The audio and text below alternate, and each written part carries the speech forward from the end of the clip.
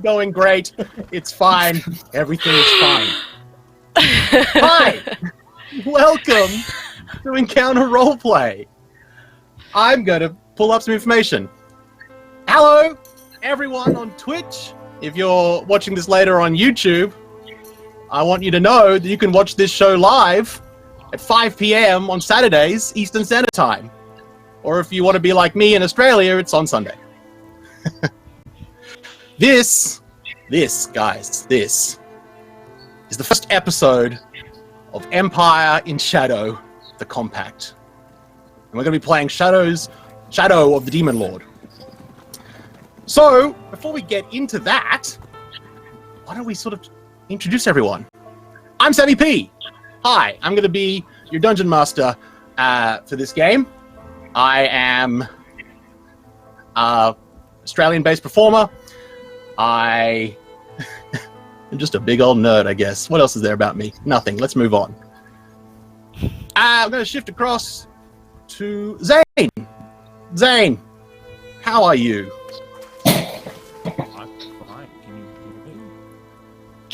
you hear me? Very quiet. Not really. Not at all? A little bit. I You're can just hear very, you. very quiet. But it's very low. See if I can fix that. One moment. This is great. Sorry, guys. Move on without me. I'll come back in. All right, let's go clockwise round. And Muffin, how are you today? I'm doing wonderfully. It's very early on Sunday morning, but that's okay. I am Jamie Collette. I'm an Australian-based voice actor. You can find me at Muffin Manifesto on Twitter, which is just below me there. And I'm looking forward to being in the shadow of the Demon Lord. All right, Bree, how are you? I'm well, thanks. I am Rhiannon Mauschel, but everyone can call me Ree, and I am at RS Mauschel, as written below on Twitter. I'm currently a UK-based performer, but I'm Australian, but I grew up in the States, but I was born in Thailand. So let that mess with you for a second. And I just love playing games, so I'm really excited to also hang out in the shadow of the Demon Lord. Now, if you have seen any of the Twitter announcements, you might be thinking, hang on, that guy on the left is not Chantel. And you'd be correct. Chantel, for the first couple of weeks, is going to have a bit of a clash in schedules. And so we are going to fill that seat with a variety of wonderful people. And the first of those wonderful people is Kevin, who you might also know as VoiceOver AU. Kevin, how are you today? I am fantastic. I'm so excited to be here. Thank you so much for making a spot for me in this game because, like Muffin, I'm a voice actor and role-playing is how I got into voice acting. It was what encouraged that love of the whole performance side of things. And I can't think of a better game master to have, or dungeon master, than you. Oh, you're too kind. I definitely won't kill your character in the first episode. Oh, don't I make can't promises make that you can't promise. keep. I know. Yeah, I can't make that promises. promise. I don't know if anyone out there has played Shadows of the Demon Lord, but the first session of Shadows of the Demon Lord is usually a bit touch and go. Speaking of touch and go, Zane, can we hear you now? No, that's definitely No. no sound at all.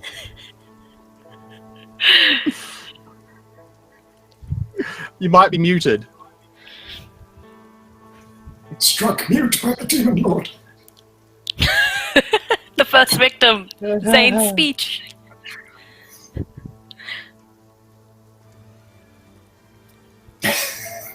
It is good that in this first episode we're going to be clearing up all of these technical issues.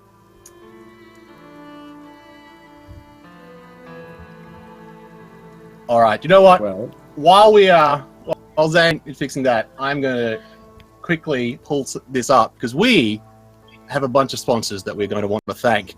And the first of those sponsors is Fantasy Grounds, which is our virtual tabletop of choice. All the rolling you'll be seeing tonight will be done with Fantasy Grounds, which you can try for free at fantasygrounds.com. All of your miniatures from Wayland Games. So you go to waylandgames.co.uk. You can get yourself a huge range of D&D, Warhammer, Finis for 20% off. And finally, Tabletop Loot provide fantastic dice, which we give away should we hit some stream goals. So you can go to tabletoploot.com to see the kinds of sets that you could win every session on Encounter Roleplay. If you type in !mark sponsor into the chat, you will also get all the relevant links to our sponsors. And if you are not aware, you can interact with these games. If we get 20 retweets, then we will be giving away one of those dice sets from Tabletop Loot. And when you donate at certain levels, you are allowed to give the players natural 1s, natural 20s, maybe wild magic surges. And this month, there's a special where there's a table of pets. Oh, God. And I'm not entirely clear what that is, but I'm so excited to find out. This is the wrong game to be giving away pets. Yeah, like, every time I think about it, I'm like, yay, pets! And then I'm like, oh, God, pets. Oh, oh, it's going to go so badly. I'm so worried. The pets will outlive us. Zane, how are you? We still have Buddy. no Zane sound. There's no Zane sound. That's a strong silence you got there.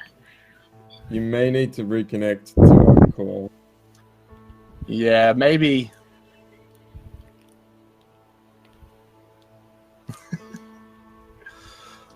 I'm just going to blame the internet in Australia because it's terrible. And all things should be blamed on that. Yeah. All drop Stations frames just brought that to we you by keep the pets Australian alive, internet. and I can't promise that.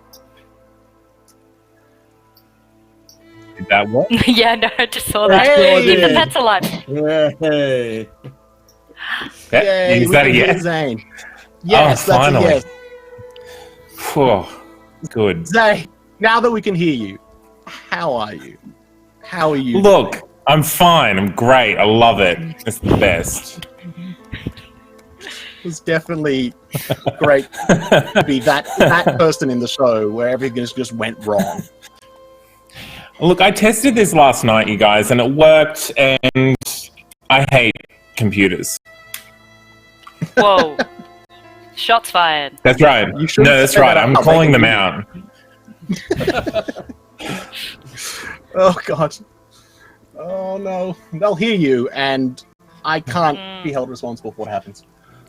Yeah, getting started. Well, early you're the on dungeon AI master. You doesn't have to work. be. That's I do not true. welcome our AI overlords. Roll wheel to resist computers. You know what, guys? I think we should start the. This is going to be All this is right. going to be a bit of a sort of session zero. I'm not sure if you're not aware. Normally, when you play Shadows of the Demon Lord, you do it over about 11 sessions. But the first session is rolling up characters because you all start as classless level 0 commoners. Well, no, maybe not commoners, but you're not heroes yet.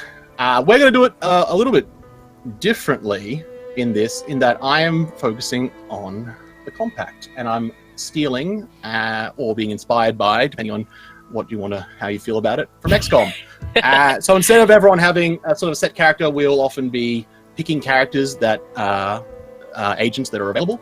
But for this session, because it is tradition to roll characters in Shadows of the Demon Lord, we're going to make some new recruits. Yay! So let's Yay, jump in with peasantry. some background to give everyone some context, and then let's make some victims. Oh,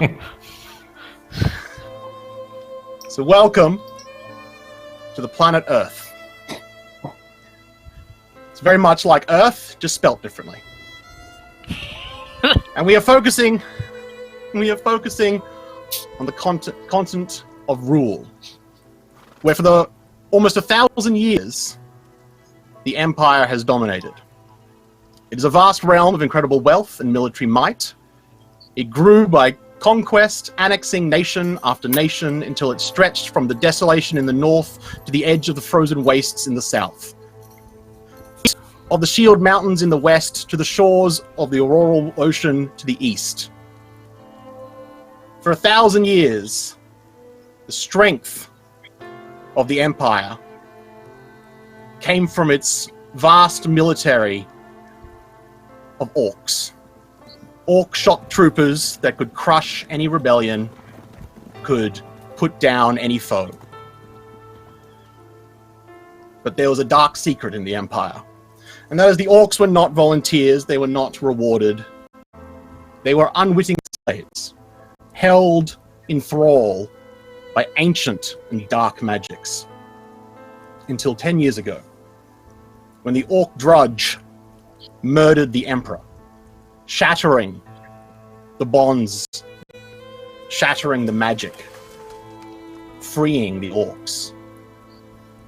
For years, the capital of the Empire, Akris, was beset by legions of orcs, pillaging, rampaging. The Empire is in shambles. And it formed a group, the Compact, to try and hold it together. For where the orcs were the might of the Empire, the Compact has always been what holds it together. But even now, the Compact is weak, scattered, on the back foot, desperate, and attacked by an unknown foe. As we zoom in to one of their largest strongholds, one of their largest safe houses, in a temple just out of the town of Bollard, in the Northern Reach, we see 4 new recruits standing to attention. Let's find out who they are. Awesome. Now, in Shadow of the Demon Lord, at level 0, all you have is your ancestry.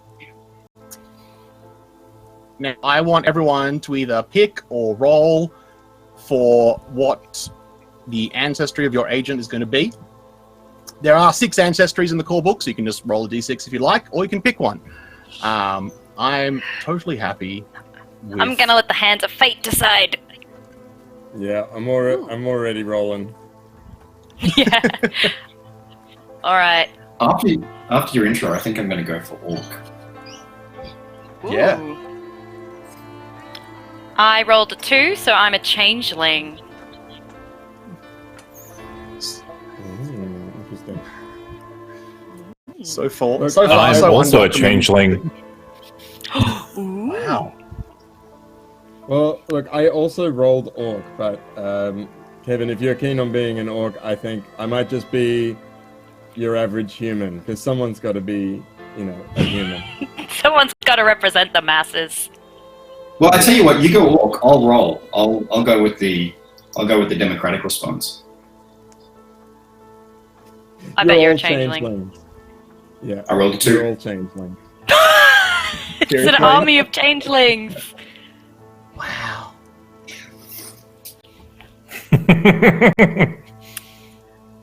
That's actually amazing. That is Alright, fantastic. so 3 Fate has changelings and an spoken. orc. This is this is definitely a group of people that would make any normal citizen of the Empire very uncomfortable. Cool. So That's you're going to the want to goal. look at the respective sections for your ancestry and fill in just the base stats. What do changelings get? Right. So, as an orc, I have strength 11, agility 10, intellect 9, will 9. And I get plus That's 1 correct. to Okay. perception. Okay, cool. Yes. Changelings have 10 in everything except strength, which is 9. Strength 9. And at this point, you can reduce one of those attributes to increase one of them by 1 in both cases. So if you want to drop something by 1 and increase something by 1, by all means. exciting. What have I done? I've gone and confused all my windows. Give me a second.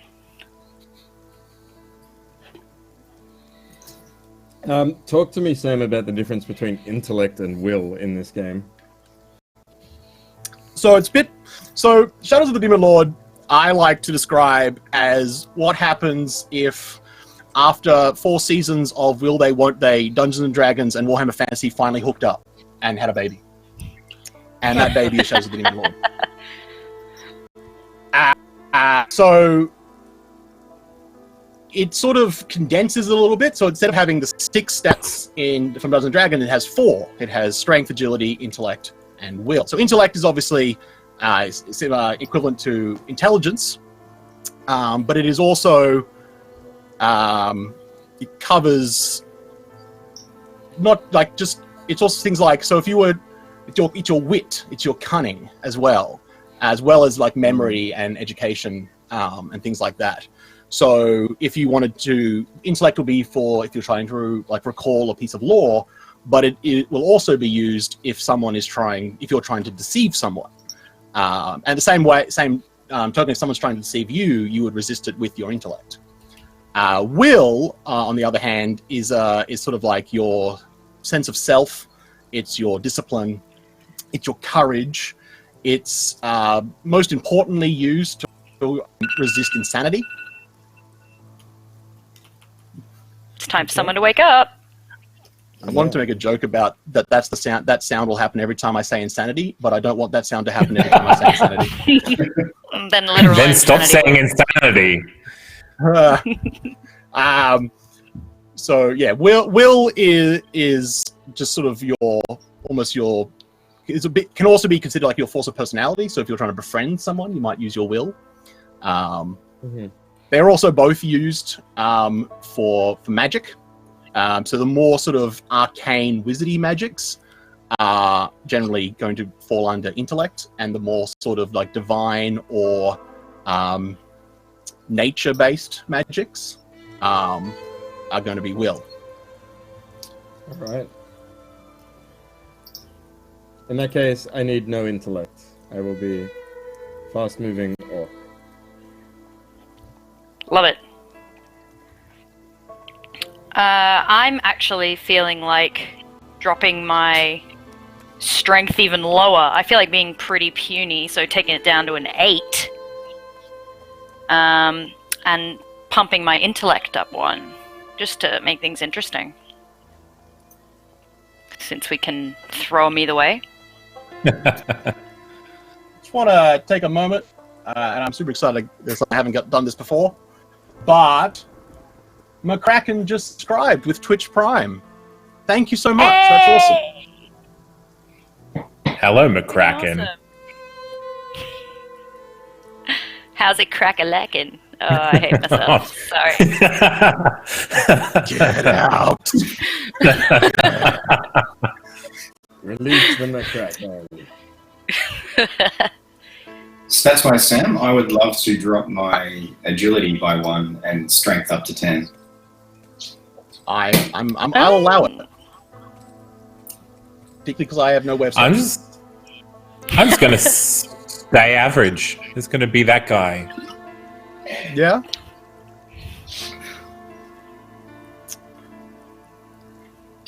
Now, the changing does it in a different order. That's weird. Yeah, just to be Now, confusing. But you go on extra whatever. stuff. Yeah, there's a bunch of extra tables we're going to now roll on just to sort of find out a little bit more about these characters. I'm just going to, because for some reason changing does it in a different order, I'm just going to call out a table and we're going to roll on it. And then you guys can just let me know what's going on. So we'll start with background. Sure thing. So we'll get a sense of the background. Now, I often treat this as more of a guide. So feel free to be as confined by it as you want. I've also, a friend of mine gave me the suggestion that you could treat the background potentially as something that someone with a lot of influence over you did. So it might be your parents. That's your parents' background. And so you've definitely been affected by it, but not necessarily something that you directly did. I will quickly add, though, because we are in the compact, I want to give you the option to either roll the background for your ancestry with the d20, or you can roll a d6 to get a more specific compact background. Oh, specific and special. Yeah. 2. 2. Ree, you were a soldier whose unit was decimated by the Orc uprising. Oh, I'm so glad I'm really weak. A peerless soldier. You might have been using. You might not have been. Like a fighting. You might magic user. You could have been agility. True. But after this, that was when the compact recruited you. Oh. So I was a lone survivor. Essentially, yes. Your entire unit was decimated during the Orc uprising. Decimated. Suspicious. Oh wow. I rolled You're a a changeling 5. too. I am. On the compact A D6. background. Yes, on a D6. So- yes. So Zane, your family has deep ties to the compact, and you are the latest of your family to join. Okay. All right. I got a 9 on the generic for changeling. If I can count, yeah, that's 9. Cool. Wow. I'm going to let you read that, because that's... The first time I stole someone's identity, I also stole a few of that person's memories. Oh god. That's right, changelings are you're all like identity thieves, right? Yep. Okay, cool. Yeah. Cool. I Do you have a problem with yeah. that?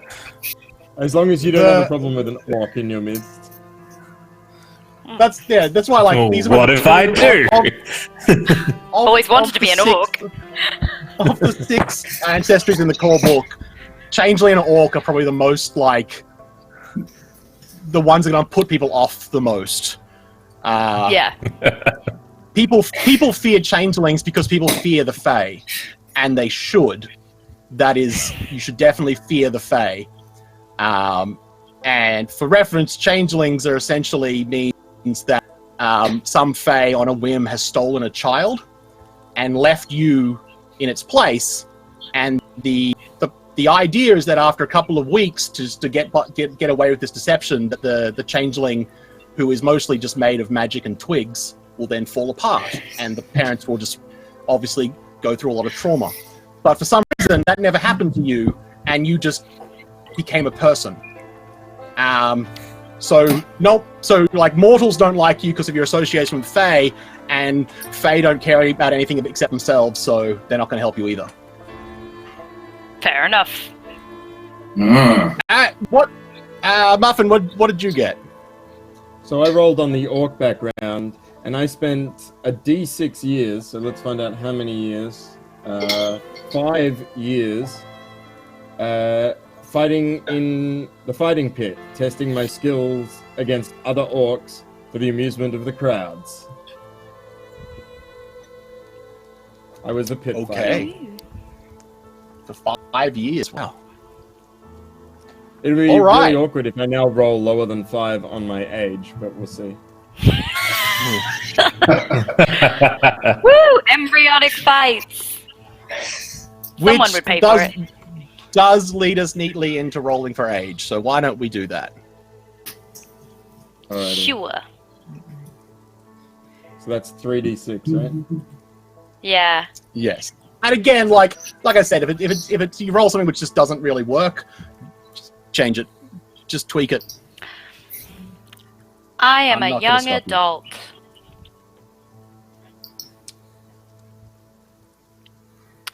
I'm gonna be a young adult. I want to be like 15, because that makes my backstory all the more traumatizing. And I feel like this game Yeah. capitalizes on trauma. How young would the Empire Right. recruiting soldiers? Well, that's the thing, because for the changeling, your true age, but doesn't mean you looked like you were 15 when you signed up to join that unit, Exactly. which is super awkward.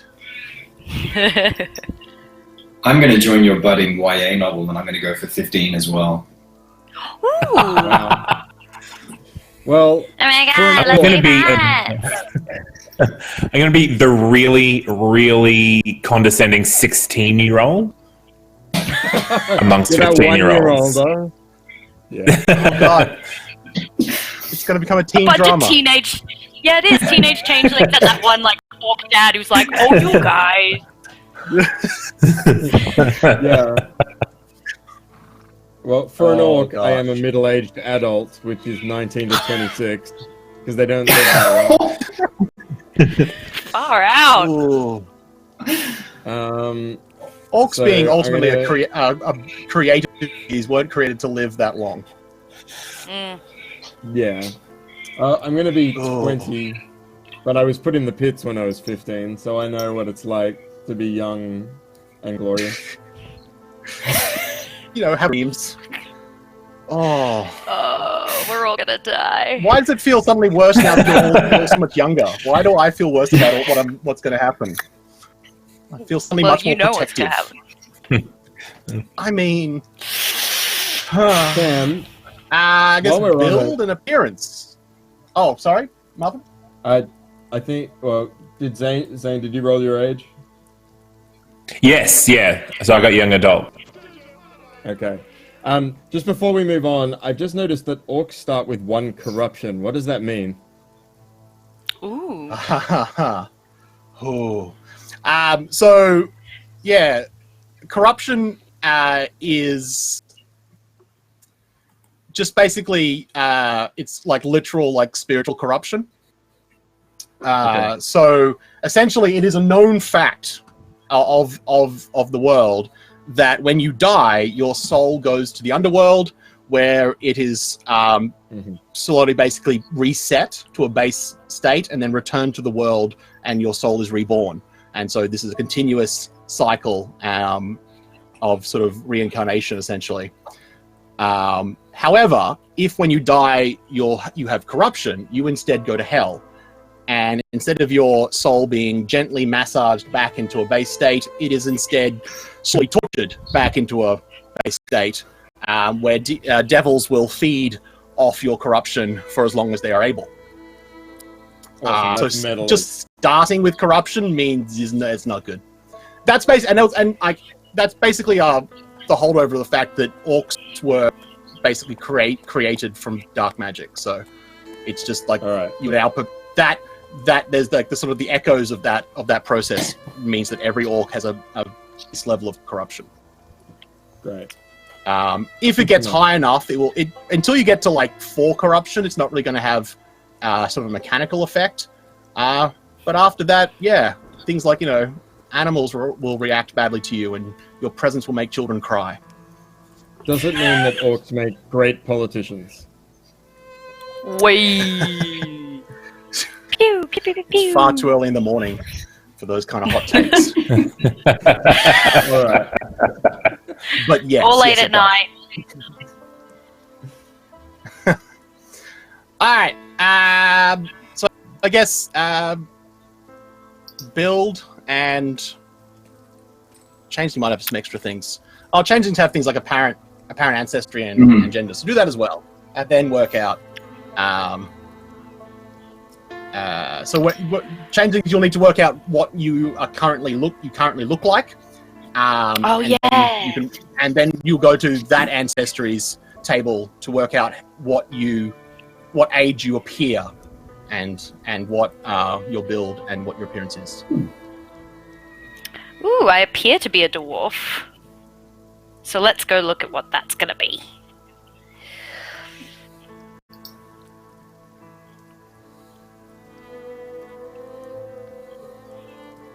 Seven and 14. All right. Oh man, I'm a thin orc of typical appearance, dirty and unkempt. Nice.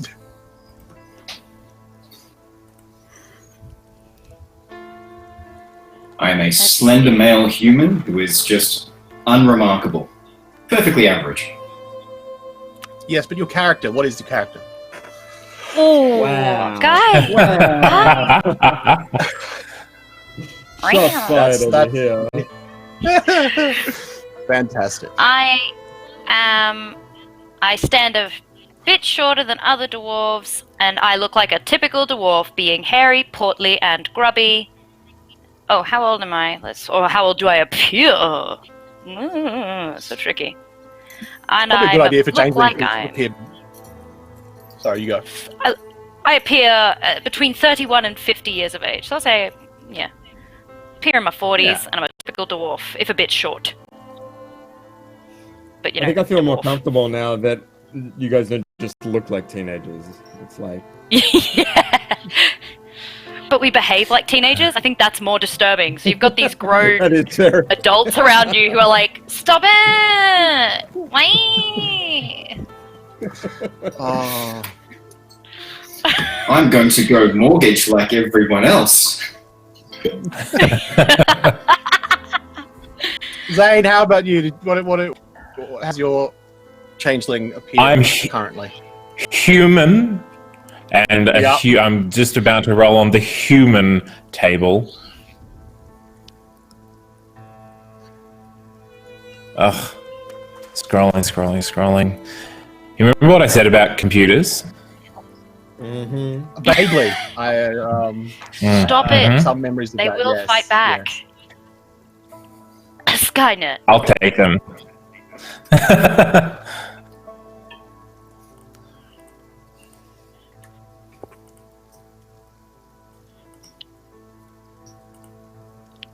I am mildly disappointed that none of us rolled a clockwork. I want it to be a big robot man with no emotions.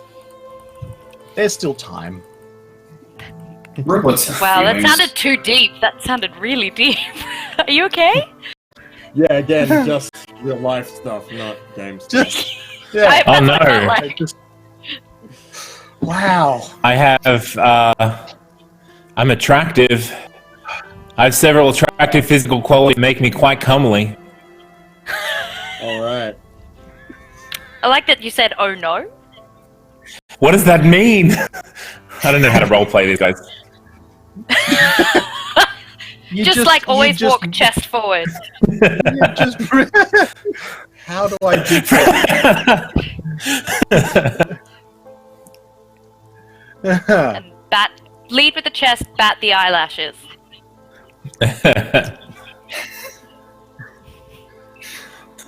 Spoken like an Yes. actress. Yeah, I was like, that's what they taught us in acting school. Yeah. We're all now It's going to put gotten me books in this our heads far. and walk around. If you go to, what is it, deportment school? What is it called? I almost said compartment Yes. school. Welcome to the deportment on Encounter Roleplay. We're going to be talking about how to walk. Is your Well, character fellas. pretty enough? Can you do better? Yes. Always yes. Always. I don't know. Apparently, I'm a being made of twigs and magic, so I don't know what that says Yes. about beauty standards. They're I changing. mean- There's some good twigs. Look. They're changeling. They're really attractive magic and twigs. Well, if we're done with working out how pretty we all are, I guess you can do... What's... I may have missed Quirks? it, Kevin. How do you appear to be? I'm a slender, average human male. I look about 18, so All right. I'm not going to make it on a CW show. Oh. The death of dreams.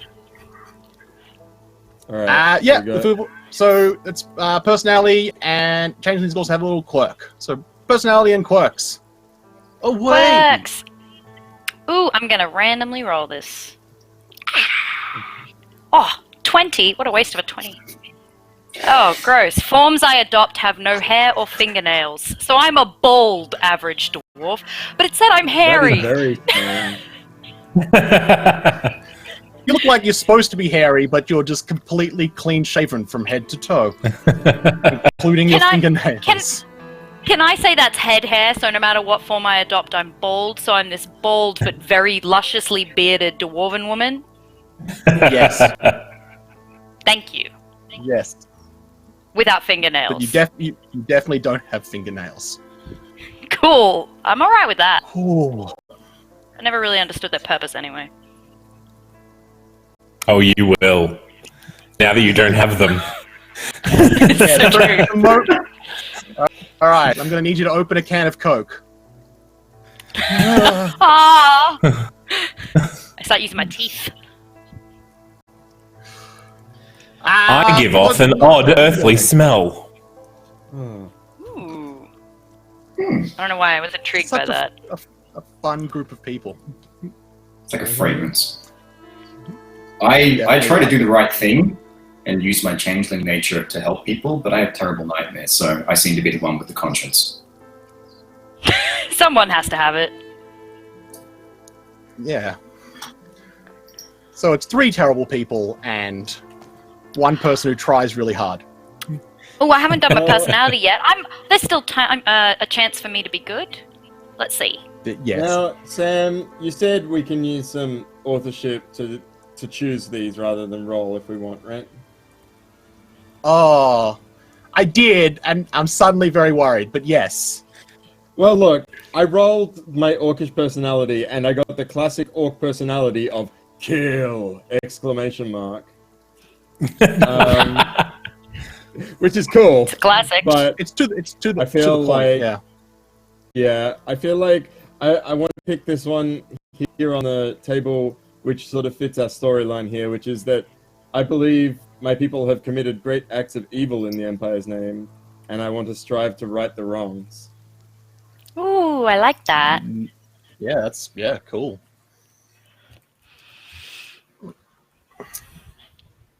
Zane, what's your personality? And yeah, go. No, I interrupted. I'll quickly say. So I just got my personality, and then I'll hand it over to Zane.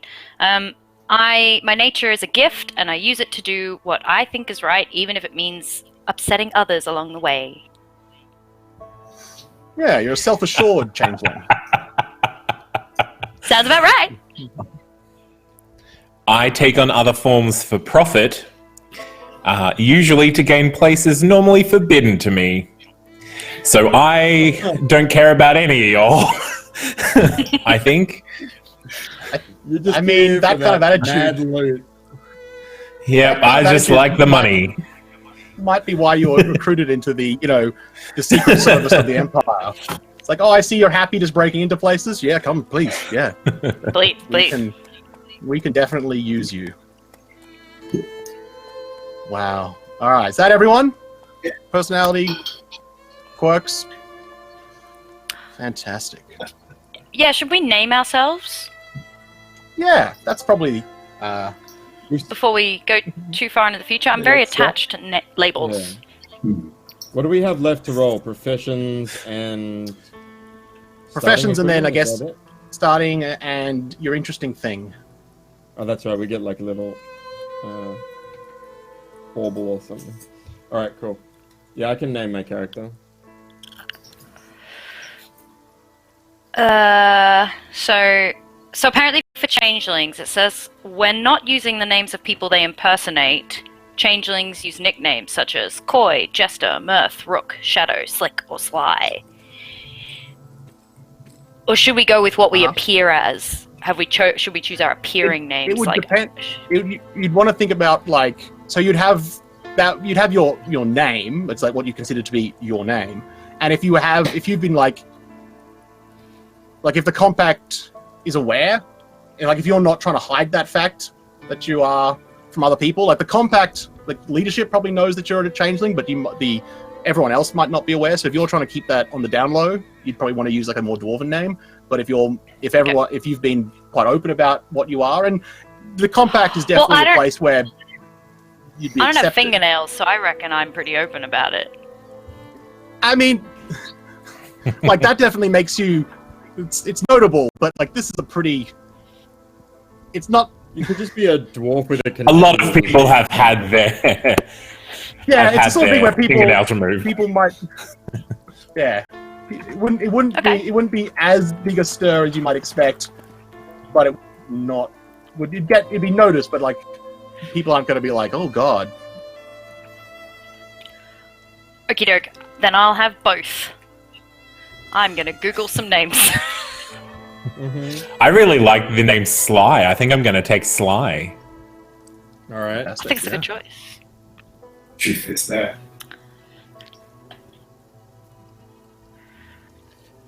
Now, the recommended names for orcs here are Bastard, Hate, Killer, and Stench Fist. But Can you just hyphenate all those? I think my character has taken their own name, and their name is Sorry. Ooh. Oh, Wow, that's okay. I like that. That's wow. Okay.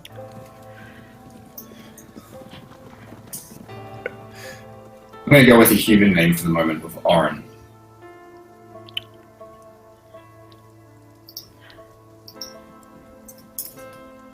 Oren's one of those like fantasy names that comes up a bit, but I think like it's due a bit of a comeback in the real world. I feel like Oren's it's a nice name, and we don't hear it that often. yeah. I like Oren. That's nice. So we've got Shout out Oren to all the and Orens. Be sure to Your name is subscribe if Oren. your name is Oren.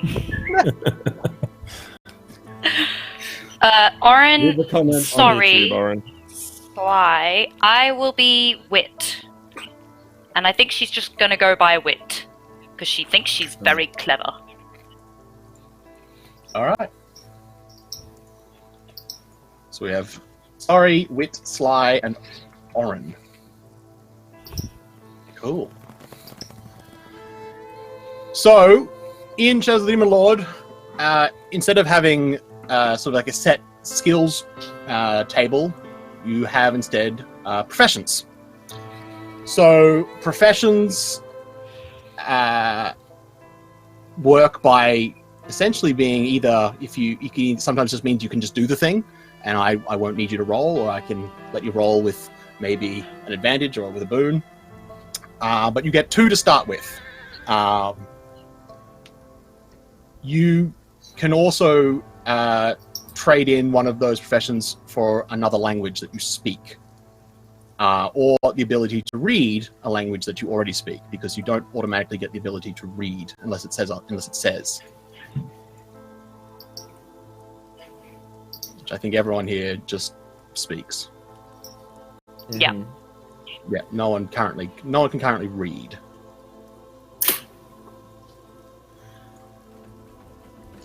Right. Alright.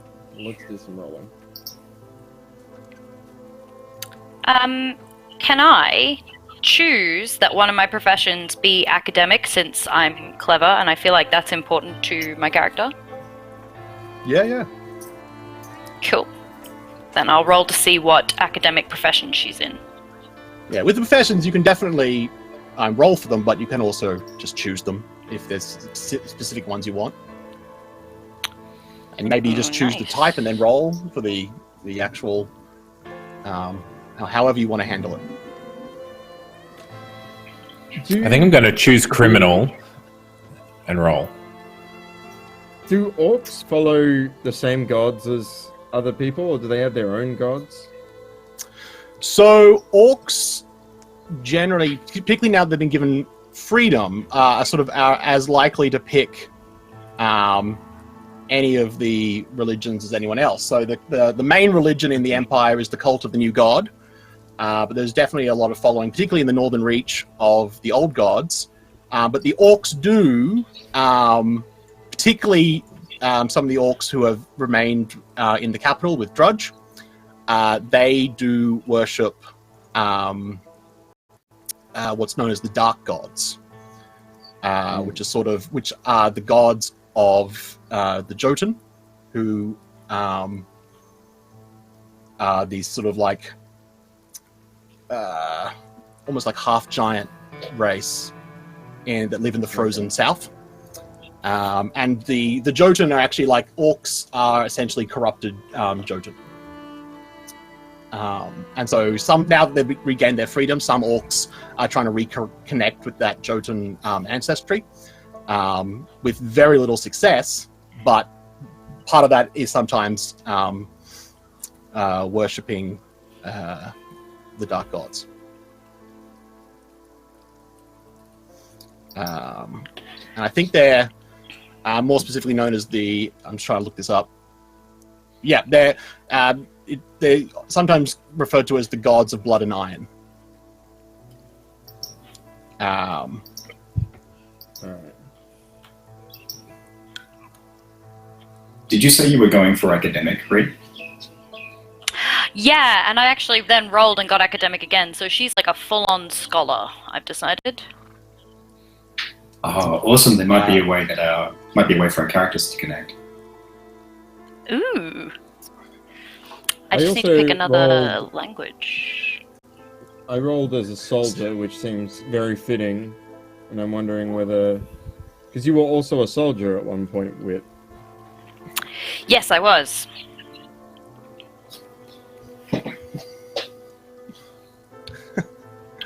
All right, so I read a bit further. Part of your decimated squad. Oh, yeah. Wait, part of it or the cause of it? Well, the orcs. The last war was the orcs versus the, or is that still ongoing, Sam? It wasn't so much calling it a war would be giving it too much credit.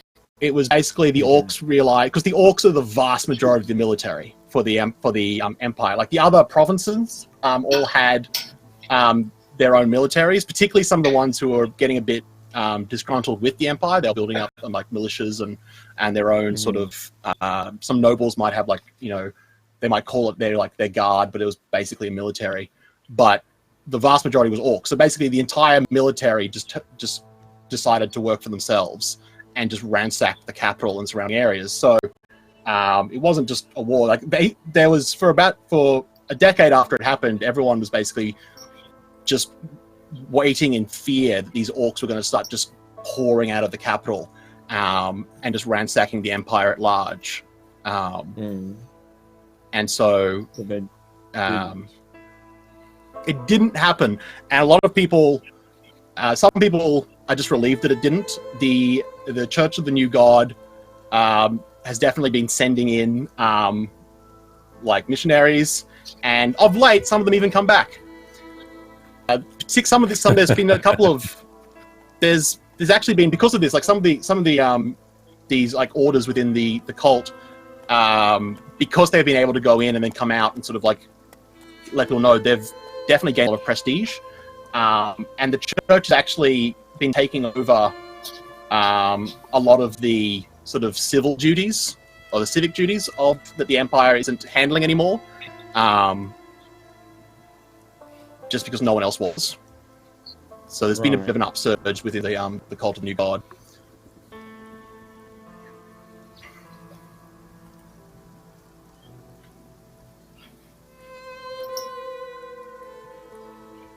Okay, profession-wise, I rolled one random and I got academic, so I am a scholar of both astrology and the occult.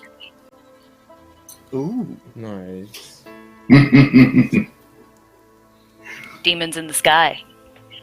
I'm imagining, if you've seen the first Hellboy movie, the opening scene was the World War II soldiers, and then the one academic. It's like that, but it went really badly for that squad. It went real bad. Oh yeah, that was me! That's why I was there advising, probably. I was a soldier, but...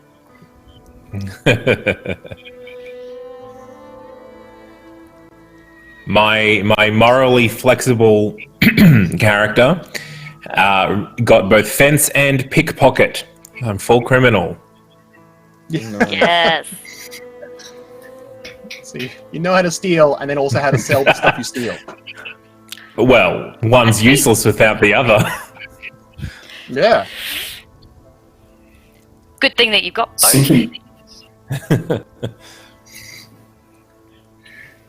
Syncing well with my personality, Sam. I got one religious, so I'm an evangelist. So I'm not sure how. In terms of faith, is that something that I should roll?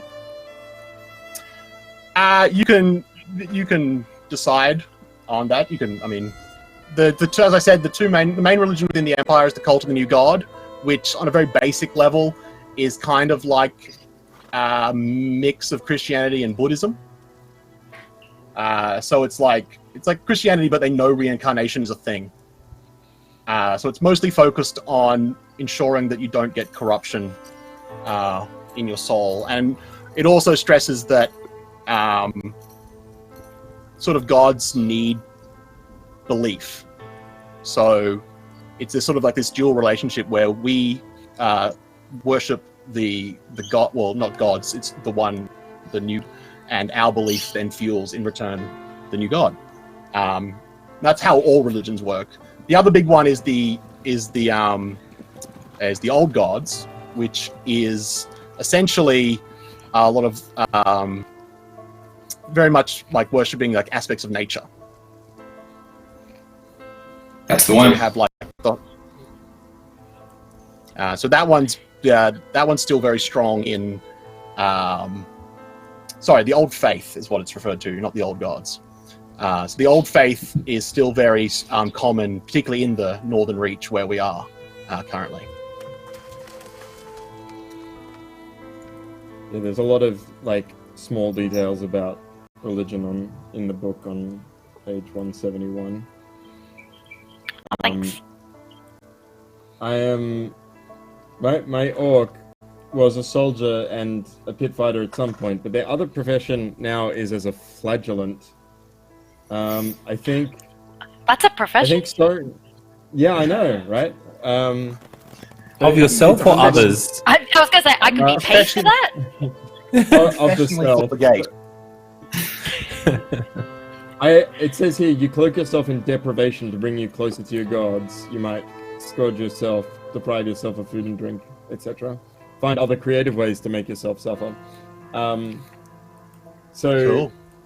I think Sorry has joined the cult of the new god since leaving Orc culture, and believes in the Prophet Astrid's 4 truths.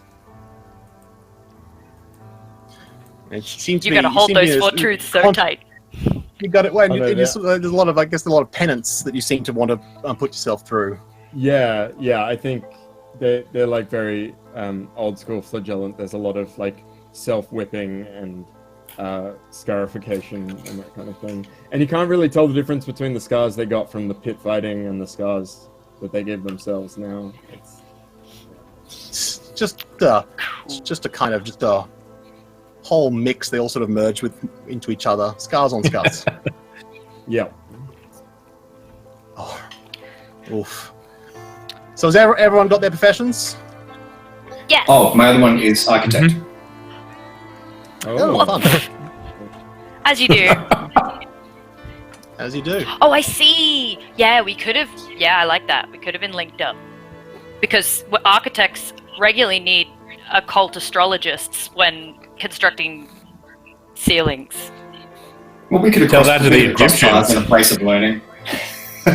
You're not wrong. Yeah, interdisciplinary. There are so many ways where occult knowledge could be helpful in architecture.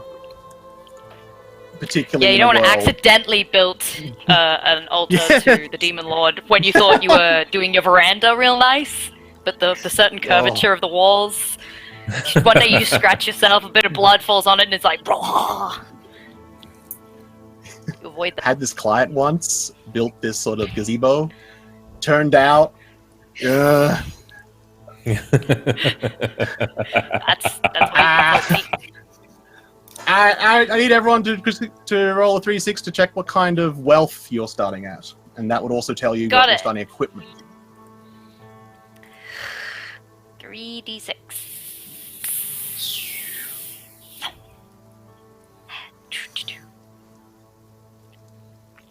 I am comfortable. I live well and make enough that I can save a little. Nice. Must be nice. We all dream for I that am, level. I am poor. I live in squalid Well, conditions, and I'm never sure where I'm going to get my next meal. Well, yeah, of course. One of your professions Wow. is cutting yourself and hitting yourself. Like, come on. Who pays you for that? That's not lucrative. If you cut deep enough, it's a way to get the next meal, though. Oh, he is an Oof. philosopher. He's holding up a sign that says will whip self to be deprived of food.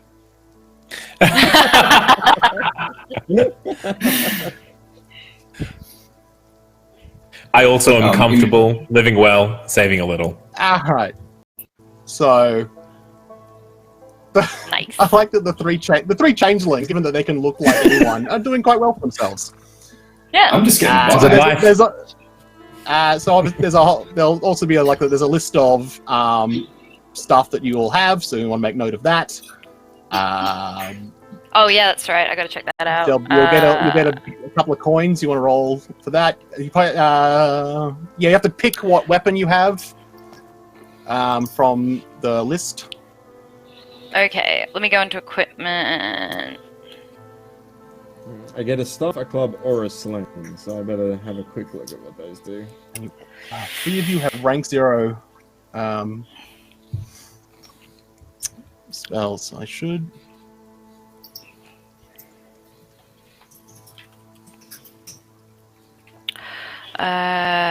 Plus 2d6 copper pieces. Or is it copper pieces? I can't remember. What is the Couple pieces. Yeah. money? Yeah, cool.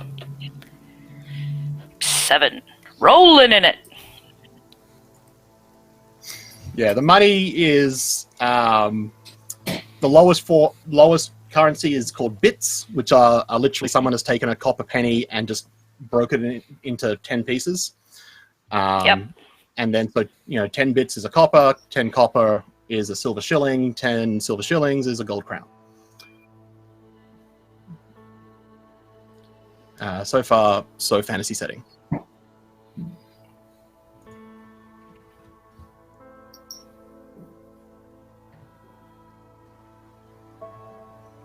Yeah. The poor starting stuff is pretty thin. Surprisingly. Yeah. I have patched clothing, a sack, if you roll, some bread and a water skin, and a tin you roll, box candle. the highest one, you get a bunch of stuff, including servants and horses.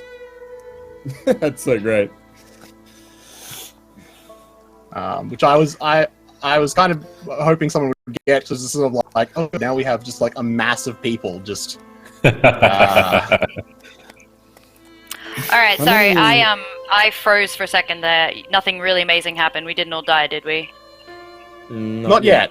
Just Okay, you. cool. Just checking. You never know. Now I think everyone who was comfortable gets actually starts with a scroll, which I think is kind of amazing. Yeah, I was gonna say. Ooh, and a healing potion. So I just want to quickly just check so I can make a choice. Ree, is your intellect or your will higher? That is a wonderful question. What is it? Yeah, my intellect. Same question, intellect or will? They are the same. And Kevin. your Oh, intellect or no, will no. higher? Oren's just getting by. So they're both the same? No, he doesn't. No, Oh, he doesn't get a Ignorance. scroll. Oh, I thought you were comfortable as well. No, just getting by. Just Ree and Zane were comfortable? Aren't we? Fun. Okay. Just.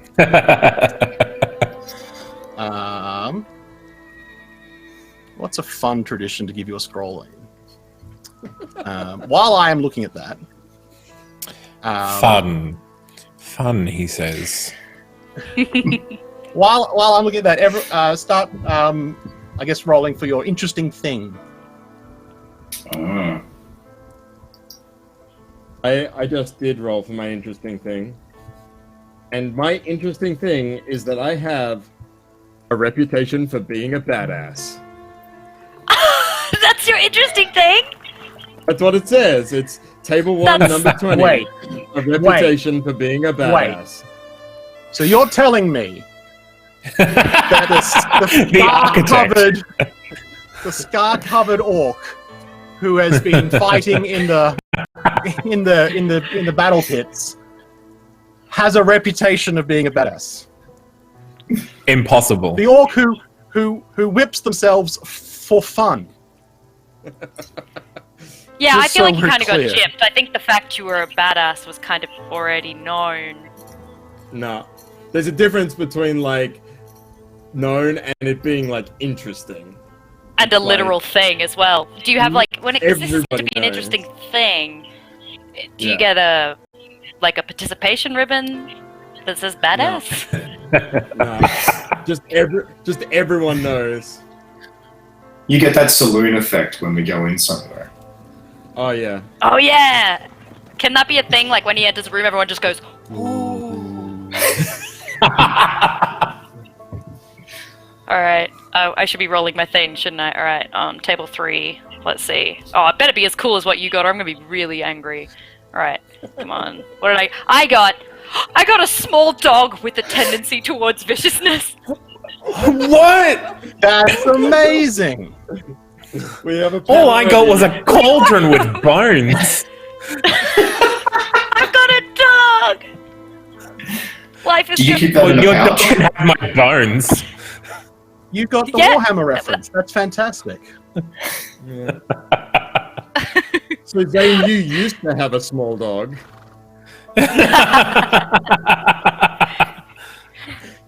Maybe we're the same person, Zane, just shifting through time at different points. We go from wit to sly. Well, let's hope that I die first. Yeah, otherwise this is gonna really mess up the timeline. Mess up the timeline. We don't want to create a paradox. That would be. Oh, it's too early. It's too early in the game for paradoxes. Oh my gosh, Never did you too see that early. one of the interesting things you can get is a reputation for being a skilled lover? Oh. Somebody roll that. All I got was 100 feet of twine and a ball. Oh. So it's a varied list, is what we're saying. There is also like Nice. I think my absolute favorite on these tables is fear and loathing. Does it just say you get fear and loathing? Yeah, your just interesting have thing fear is and that loathing. you have fear and loathing. 20 on Wow. table 5 is just a lifetime of regrets. Oh man, I'm looking forward to having a characters end up with that. pool of characters. Yeah, surely. If you're playing the game right. It's been a while since I've got the interesting things. 16 on that same table. A bag of curiously fleshy rods. That sounds like a different Mhm. game. No. That's okay.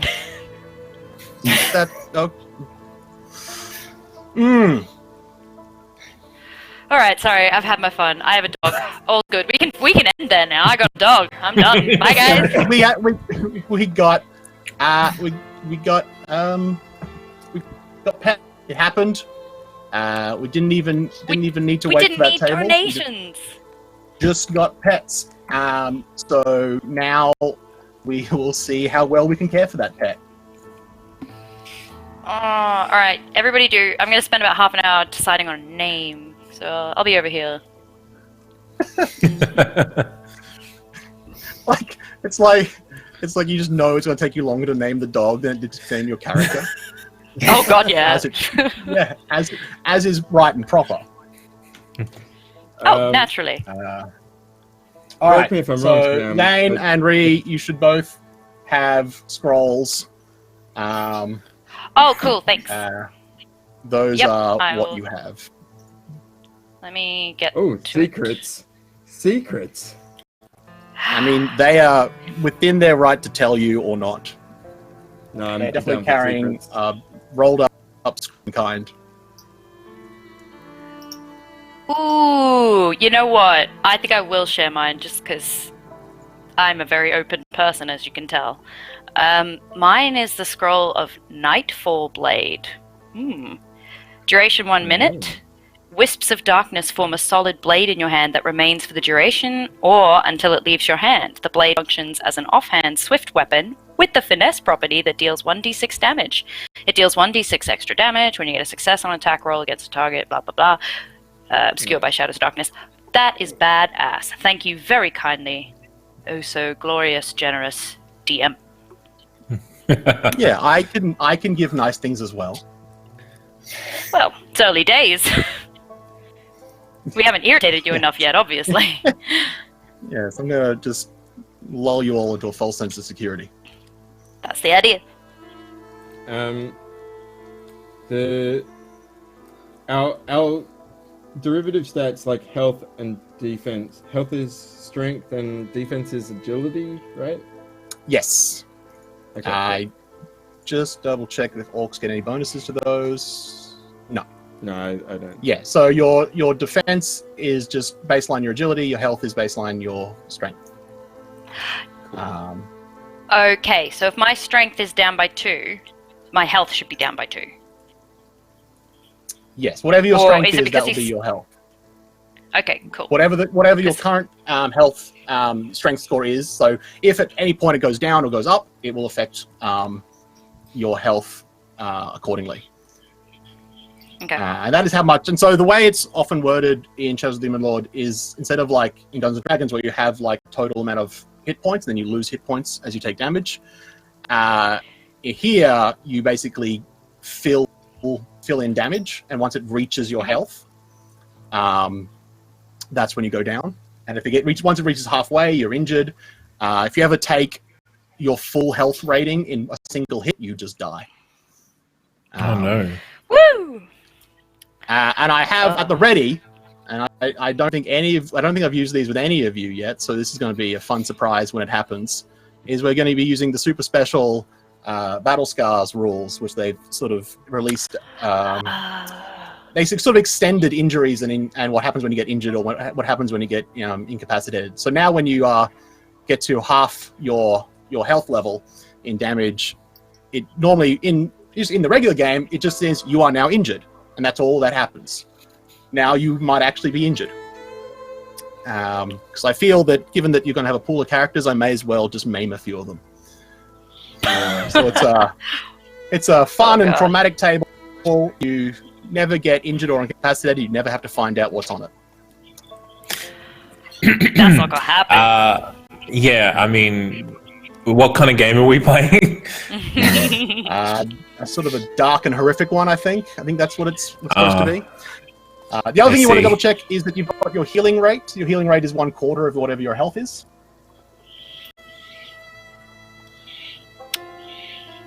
One quarter? So whatever your health is, Rounded 1/4 down, of it, rounded down, that is your healing rate. Oh, rounded down. That's when, usually with things like health potions, so I think at least people who are comfortable have health potions, and so those will, Yep. I think they just recover equal to your health rating, and a lot of healing spells and stuff work the same way. Yeah, it's not much. It's real low. Yeah, like I said, like early levels, like your level 0 in Shadow of the Demon Lord is you're just regular folk. You're not hardened adventurers. You want to be real careful because they break easy. Okie doke. Did you want us to roll a personality trait as well, Sam? Oh yeah, there's personality traits underneath. I mean, you can. I'm more than happy for you to do that. I'm more than happy for you to roll on all the tables. Let's just,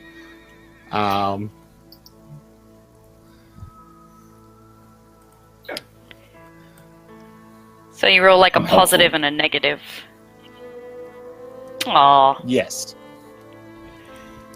Okay. And again, I'll roll. these are more sort of role-playing aids. Anything, in the end, it's your character. I'm helpful and vulgar. Right.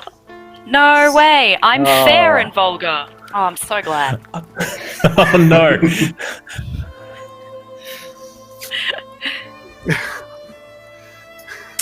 Good. Oh, no, I'm that Good. evangelist. I'm quarrelsome. I'm an empathetic orc, but I am also impulsive. Oh, an impulsive I mean- orc. That's what we need. We're all gonna die. I mean, for an orc, he basically looked at the suffering of others and was like, maybe that's not okay. Yeah. So that's probably it's like maybe it's bad to kill other people. Question mark. I mean, I don't want to dissuade you, but just straight up murder is a way to get corruption. Nice.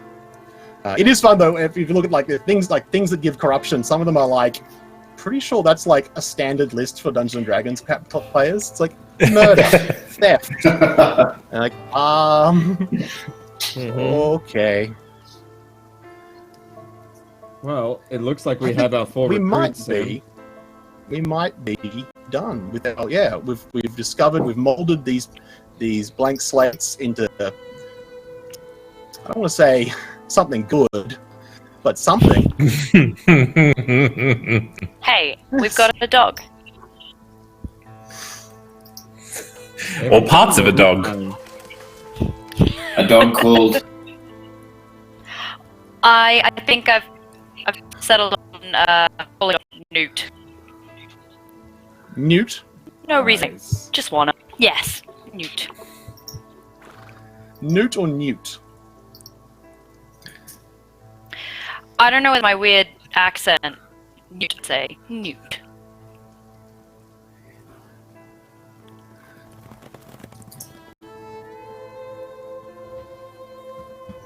Right. Fantastic. So, everyone's got their personality traits, their positive and negatives. Mm-hmm. Yep. Cool. Fair and vulgar. Helpful and quarrelsome. Helpful and vulgar. I'm realizing now that I wasted the Twice I'm realizing now that I wasted the "I know you are, but what's your character" joke way too early. You really did. So, now that we have our new recruits, you are standing in the main, what is essentially the headquarters in exile of the Compact.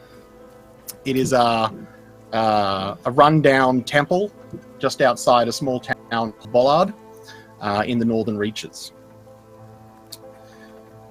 As we look around, you can see this. There's a bustle of movement. You see agents and scribes moving back and forth.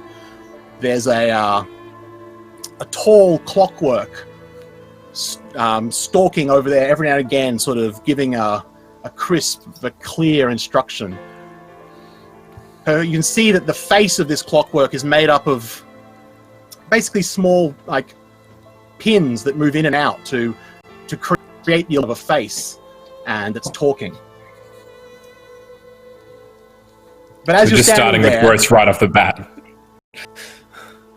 Look, that's like baseline. We haven't begun. Good, okay.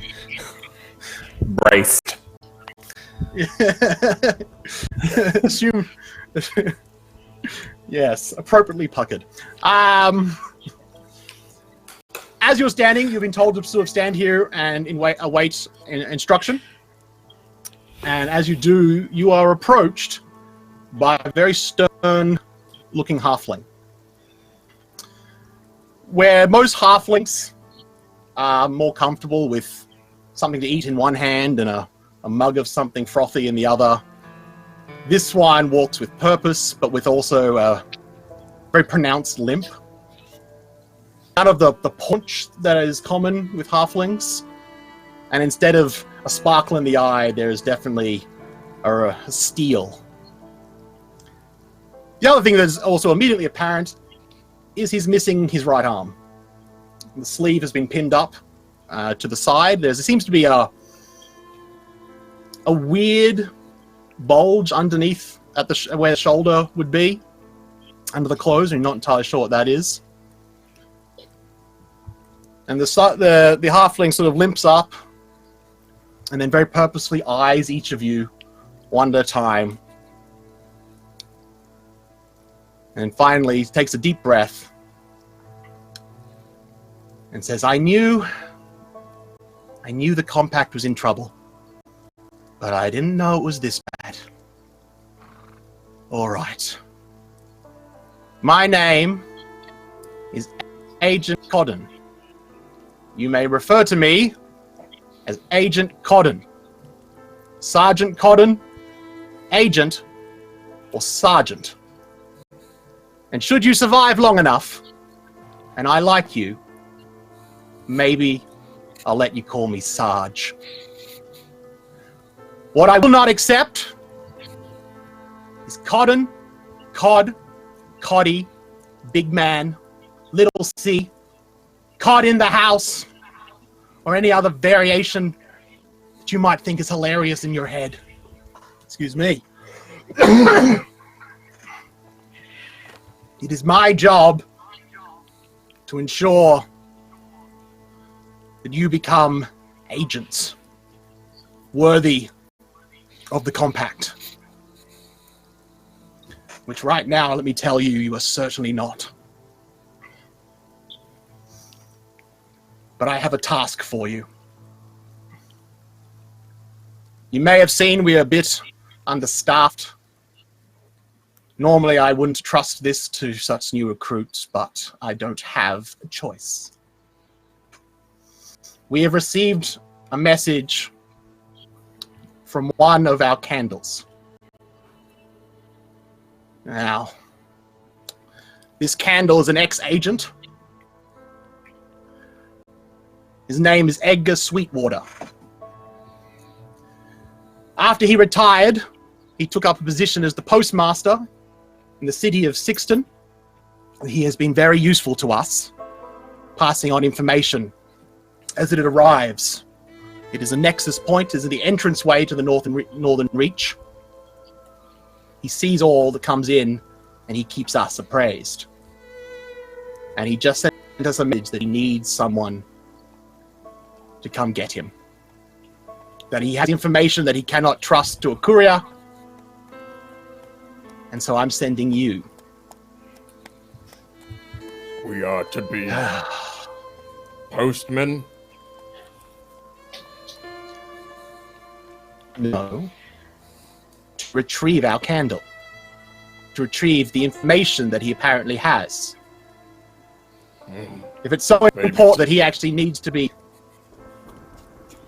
If it's so important that he needs to be rescued, then we need to do it with all haste. And I would send agents, but we don't have any available. Great. You see, the problem is I was actually signed on to be in the office. I thought I was going to be, like, scribing this shit, and now you're telling me that we're actually going to go out there. Is that right? Don't worry, I'll look after you. Oh, no offense, but you don't really fill me with confidence. We don't Agent currently Cotton, need might I ask scribes. What was it? Might I ask a question, Agent Cotton? Yes. Is there anything in previous missives from this candle that might identify the sort of threats that your resource might be facing?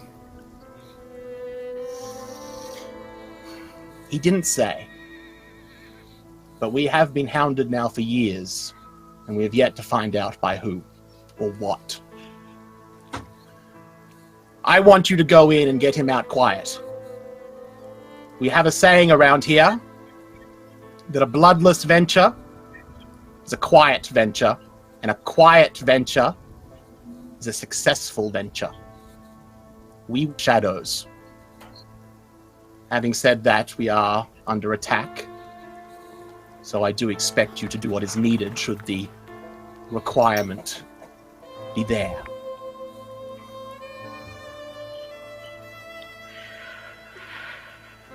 Alright then, suppose that's the job.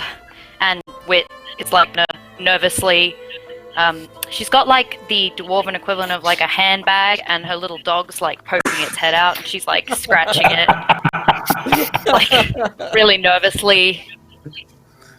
I love it so much. Yeah. And Sorry's just sort of standing there, contemptibly looking at the three of you. Like, I was expecting to be joining like some sort of resistance, and instead it's these puny people. Fair. Very well. If it's quiet, we're being asked. We will retrieve the sweet water.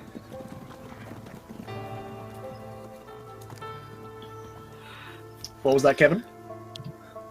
If it's quiet, we're being asked for. Do you think it's a good idea to bring you? Well, me personally, like, good to bring me. No, I meant you're in the bag. Your papa. Newt definitely has to come everywhere. Sorry about that. She gets pretty upset if she's away from me, and she might actually do more harm than good if I leave her here. So I'm gonna bring her with us. Ooh. Okay. Is she not Russians? It is wise to Alright. bring a snack on every adventure. You know what? I'm used to bullying, and I can take it. But if any of you come after my sweet dog, well, I'll be very mad. I might not be able to do anything about it, but I'll be very mad.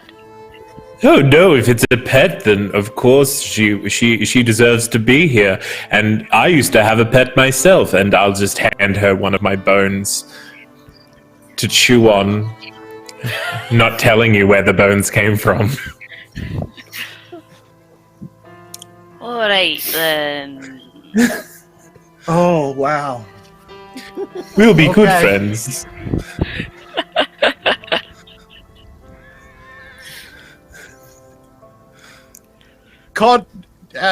Agent Codden is kind of watching this with like a not horror, but is that sort of like it's that sort of look of like, as he said, like how far they've fallen. He's just like, oh god, oh, these are the people we have to recruit now. This is what we've become. Okay.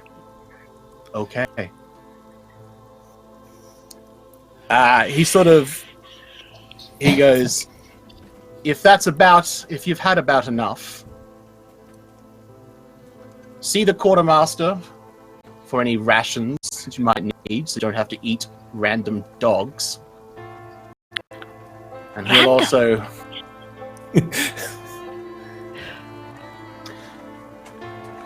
also set you up for travel. If there's nothing else, I am quite busy, and you are on the clock. Yes, Sergeant. Right, Sergeant.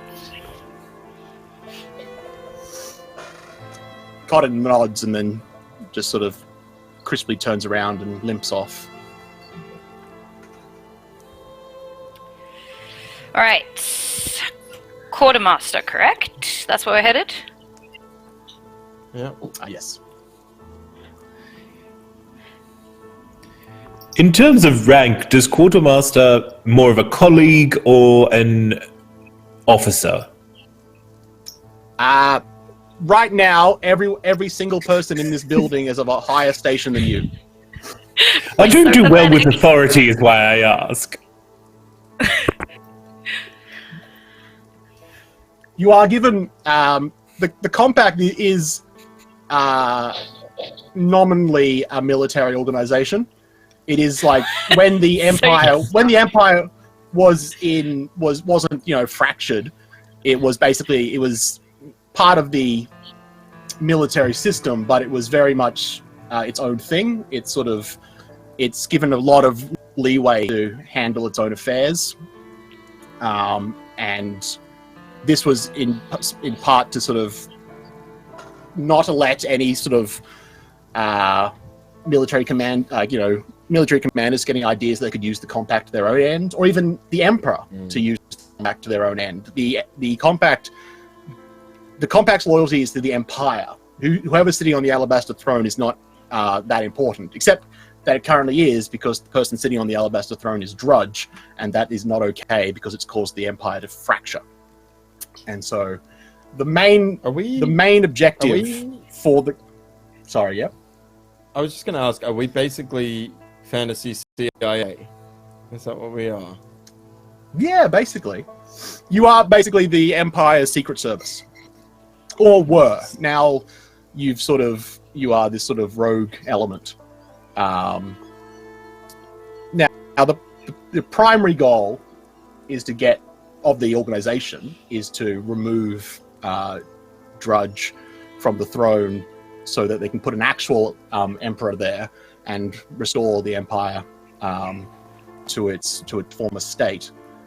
But because they are basically on the back foot and being hounded, they also desperately are looking into who or what is doing that, because there's not a lot of people who should even know that the compact exists.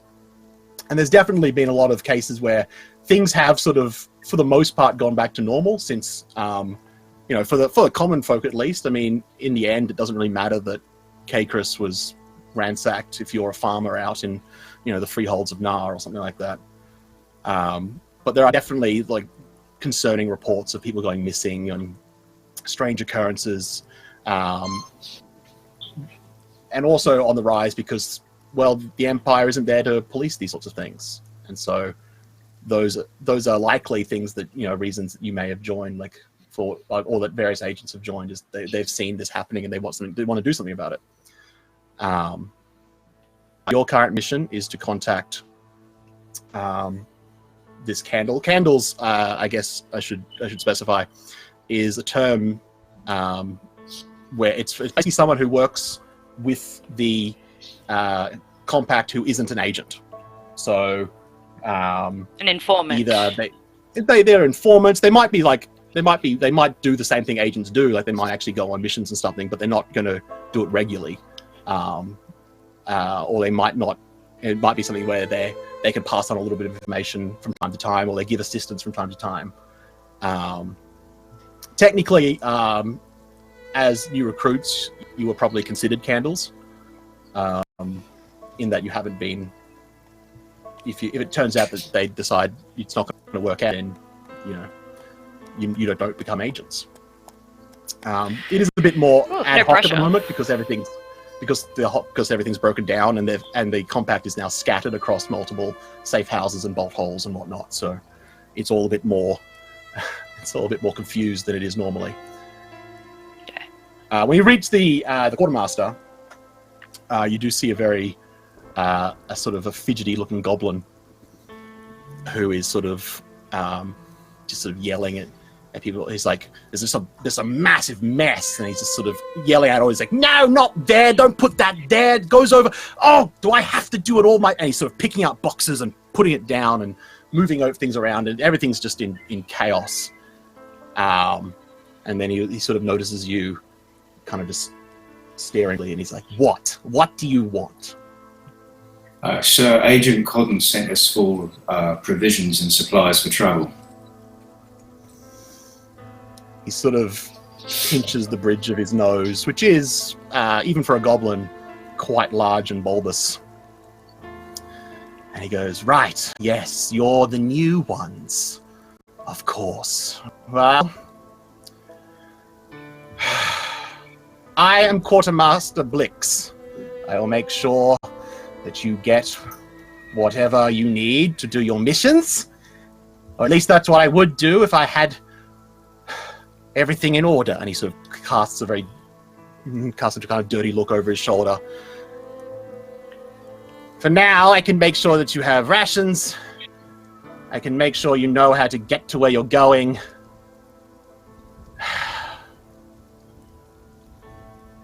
Right, where's your mission? Sexton, sorry. You're going to the town, right? Yes, I have that somewhere. And he's sort of pouring through papers. While he's looking through the papers, Sorry starts rummaging around in their sack, and pulls out a candle and just holds it out to him. Sort of looks at it, and he's like, what are you doing? Sergeant said, bring candle. Oh dear. We're gonna have a really hard time. There's a. I knew you were new. I didn't know you were. Didn't know you're that new. It's not that. It's a code word. Sorry, just like looks around at you guys, just holding the candle. Sorry, so just as Agent Cotton, had a name of Cotton but was called Agent, the man that we're going to help is called Candle, but it's not an actual candle. It's a metaphor. No, I don't think we've met only before. to meet one of No, them. that was okay. Okay. Oh no. Double puns. Oh, that was a dad joke. The goblin sort of turns around, hands you each a little satchel that has some food and whatnot, a little some water, and then he gives you each some papers, and he goes, "This will get you transport into the town, okay? Once you're in the town, you need to find Edgar. Then go to this address," and he sort of looks at each of you one at a time, and then sort of very cautiously starts handing it to Oren. "This is where you need to take him. There will be people who will meet you and will get you out. Is that clear?" Yes. Good. Look over it, sorry. Is that clear? Right, yeah, do you understand? Do you want me to break it down? I'm actually pretty good at teaching people. I once had to teach a lot of... Well, let's not go into it. Can you read? And I think, like, she's really trying to incorporate you into the group and becoming incredibly patronizing. Yeah, I don't know that Sorry picks up on it. They just I don't think nod and so. say, "Retrieve Eggman, take to place." Got it. Alright, I'm sure you have Look other who can talents. read. 2 languages. Ooh. I'm salty now. At the mention of reading, the goblin does sort of sigh, and he's like, "Do you need me to read out the address? Or can you read?" Let me. And I snatch it. I snatch it off you, Warren. 'Cause I'm so excited. This is my thing. Great. I'm not gonna be any good when it comes to the stabbing, but I read the address. What does it say? Okay. It's just it's a street address. Sweet. Which I you pronounce would- it with it's not. enthusiasm. Yeah, you it's not like something. It's not like anything of note. It's not something you would notice. It's just like, okay, that's definitely like a place within this town. So Okay. 1, 2, 3, Fake Street. yes. And the other piece of paper are tickets on the for a coach to take you to this city. All right. Well, no time like the present. Shall we get off? I mean, leave. No, I think you Good meant sales. get off. The probably right. goblin is just the quartermaster is just sort of like, "I'm gonna. You're probably fine," and he just turns around and goes back to what he was doing. I think I missed something though. They both mean the same thing. Sure. All right, you'll get to know I am both fair and vulgar. And then I swing my arms gaily as I make my way to the door. Be careful not to bash my dog repeatedly in the head. Ooh. That's a practice maneuver to be able to walk like that and also avoid the dog. That's some hard-won experience. I'm imagining Newt's head just like coming in and out of the handbag to dodge you. Yeah, no, actually that's it. I'm not dodging. It's Newt just going. Yeah, so hard-won experience by the dog, not by wit. Yeah, Huh. it's funny. Not much wit for wit. So, unless there's something else you want to do, we can make our way to the city. I'm keen to get to the city. Yeah. Yeah. The I want to journey. become an officer. Well, you got to pay your dues. How far away is the yeah. city?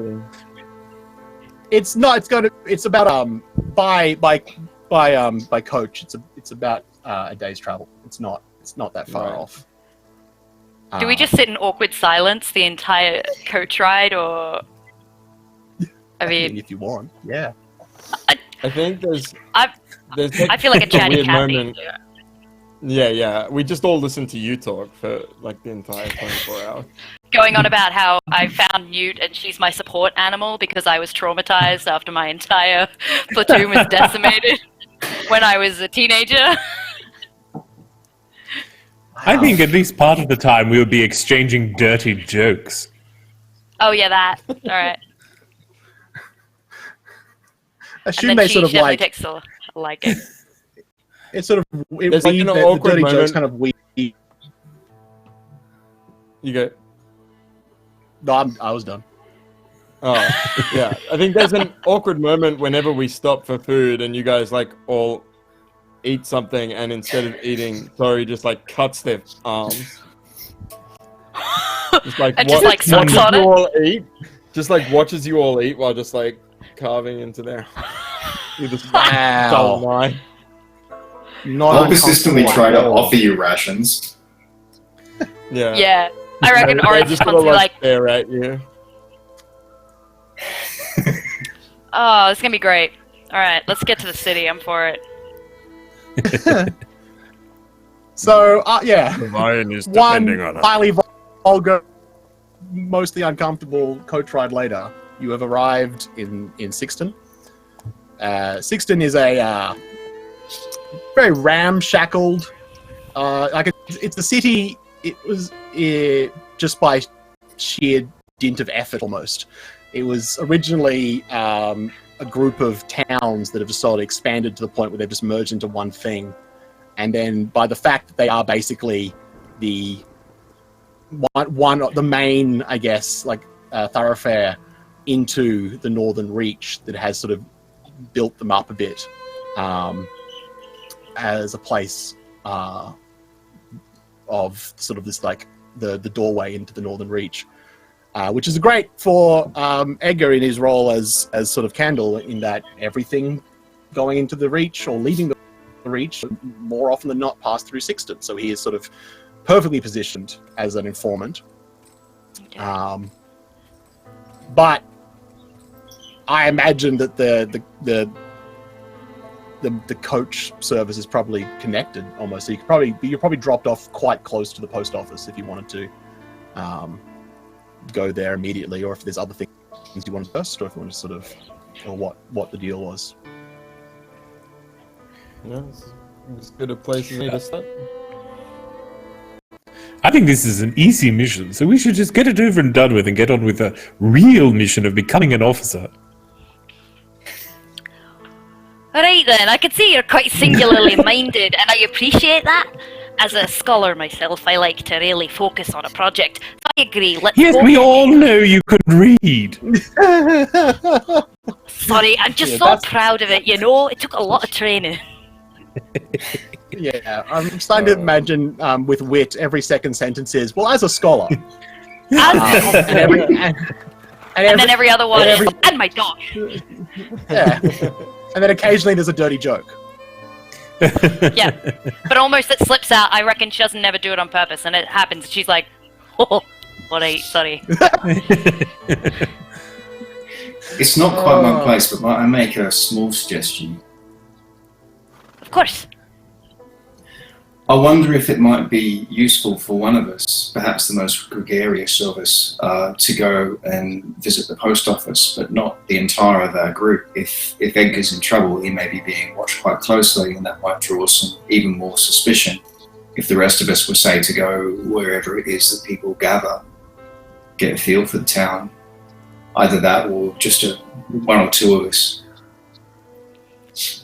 That's not a bad idea. So have we just gotten off the coach? Are we off the coach yet? Outside the post office? Yeah, Just like, arriving in the. I'm happy.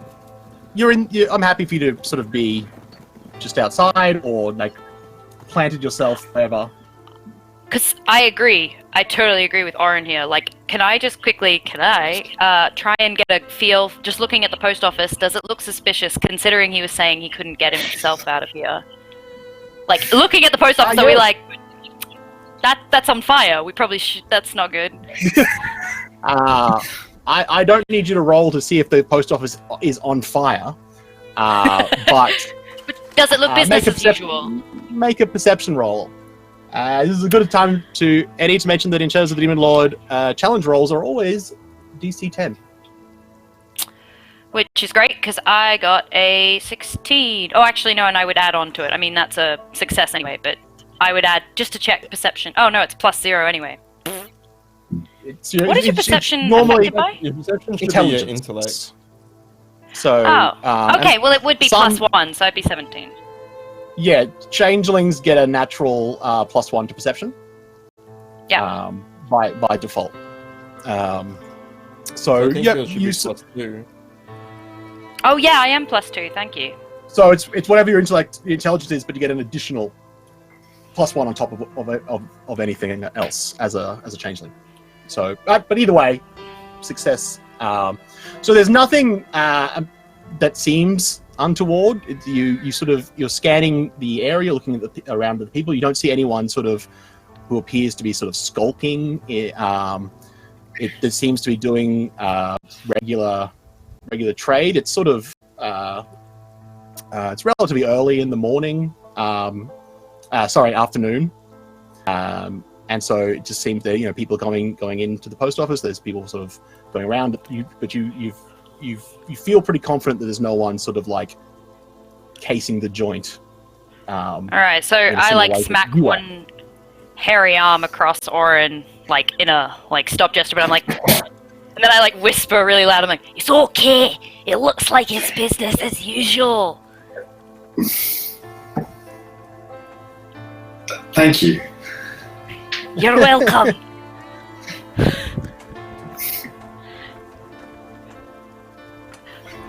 So who's going inside? Yeah. Who wants to be people going into the post office, and who wants to stay outside? I will. I'm the future officer. I really hope. I honestly hope. I'm the first to die. No. I want Sly to get to actually reach this achievement, to actually be this commanding officer.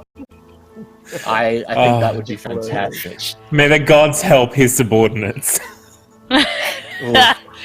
Everyone just dies around you. Constantly. That's how you get promoted. Yeah. The fast track. Fast track your career today with Sly. Wrote a self-help book and everything. So Sly and anyone else going in? The less time we spend in this den of cruelty, selfishness, and greed, the better. I feel like you described everywhere like that. And that may well be true. No, the post office. All right. You head in. Whoever's heading into the post office heads into the post office. I'll Is it just I'll me? stay out here and keep watch. So, Alright, well, if you two are staying out here, I'll go in with him because I don't know that I trust him. That I say it like really like too loud, but trying to be secret. And I'm As your like, future "Come along, commanding Flash." officer, I respect that. I resemble that remark. So I'll go we in with walk into this post office, and it is like the Northern Reach is a bit of a sort of like a frontier in a general sense, but the post office here is actually pretty well because it is such a hub. It is pretty well set up. I can see there's a lot of people going. There's packages coming in, people picking up some stuff, but at a glance, you don't see anyone who would match Edgar's description that you've been given. So he doesn't appear to be like out in the main area, at least. Is there a help desk? Is it busy? Yes, there is. To the And help it is desk. busy? to the help desk. No. You can. There's a person. There's a sort of a person doing that sort of, public relations smile. And you can walk up to this. This young man in a very crisp post office uniform, who, as you approach, he gets like, oh, hello. How welcome to the post office. How may I help you? Me and my scholar friend here are looking for Edgar. Right, Edgar Sweetwater. You're looking for Mr. Sweetwater. Oh, I'm sorry. He left early today. Are you with the others? Yes. Could you Yes. tell us where our friends went? Yes. That'd be great. How far behind the others are we? Oh, some people came. Probably a couple of hours ago now, and they wanted to meet up with Mr. Sweetwater, and they went into his office, and then they left. He said that he was leaving for the day, that he was going to go with his friends. So, were you supposed to meet? Was there a different time, or? No, we're just always late. We're so late. So, do you mind? Because we thought we were all going to meet and then decide where to go. But I reckon Edgar, he's a smart guy. He would have written it down somewhere. Do you mind if we check his office just to see if he's left a memo? He might have told. Oh, you know what? Let me just hang on. And he sort of leans back, and he's like, Sue. And this a sort of middle-aged lady turns around. And as she works, you can see on her badge that it says Deputy Postmaster. And the young man sort of said, "These are some friends of Mr. Sweetwater. They were supposed to meet with the others, and apparently there's been a bit of confusion. Did he by chance tell you where they were going?" And Sue sort of looks over at you. And she sort of says, "You're friends of Edgar, yes?" Yes. Me and my scholar friend here. We read together. Roll intelligence, but add a boon. So you get to add a d6 to your roll.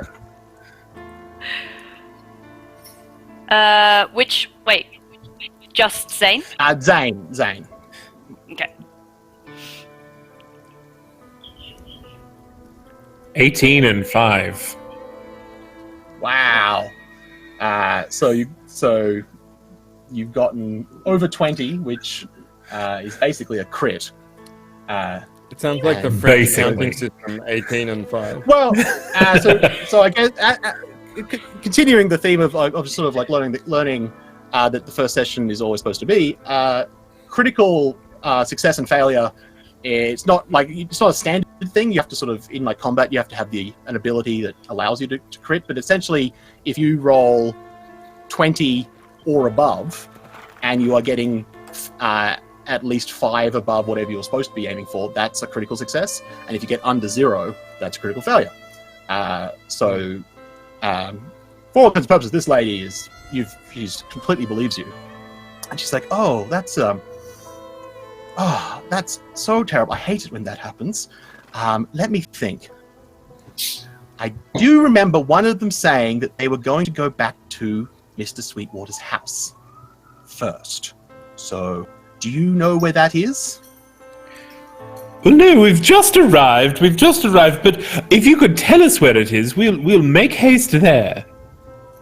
You see, we're usually pen pals, but we don't send it to an address, we just send it straight to the post office because that's where he works. That's lovely. I wish more people did that these days. It's so sad that it doesn't happen. I will get you that address. You just wait right there. And she... Yes, if only everyone could write and read. I know, right? The young man is standing there, does not get the sarcasm, and is just nodding very enthusiastically. Sue then comes back, and she hands you a piece of paper which does have an address, which is not. It's a couple of blocks away. Clearly, he lives within easy walking distance to work. And she goes, "That's where he is. I hope they didn't say anything about going anywhere else, so I do hope they are. But if you're free, they've only been a couple of hours ahead. Yes, well, hopefully they're just having some tea." Oh, That's right. Yes, tea. Edgar loves tea, doesn't he? he does. Yes, he loves tea. There's one thing I know about Edgar is how much he loves to consume all kinds of tea. And then all of a sudden, like, I think Jude pops her head out and is like barking ferociously. And I'm like, "Oh dear, better go, she's getting a little bit surly." Excuse me, and I like hold my designer dwarven clutch in front of me, and I'm like, scratching his head, and I'm like smiling and going out the door. Oh yes, you know how scholars are with their dogs.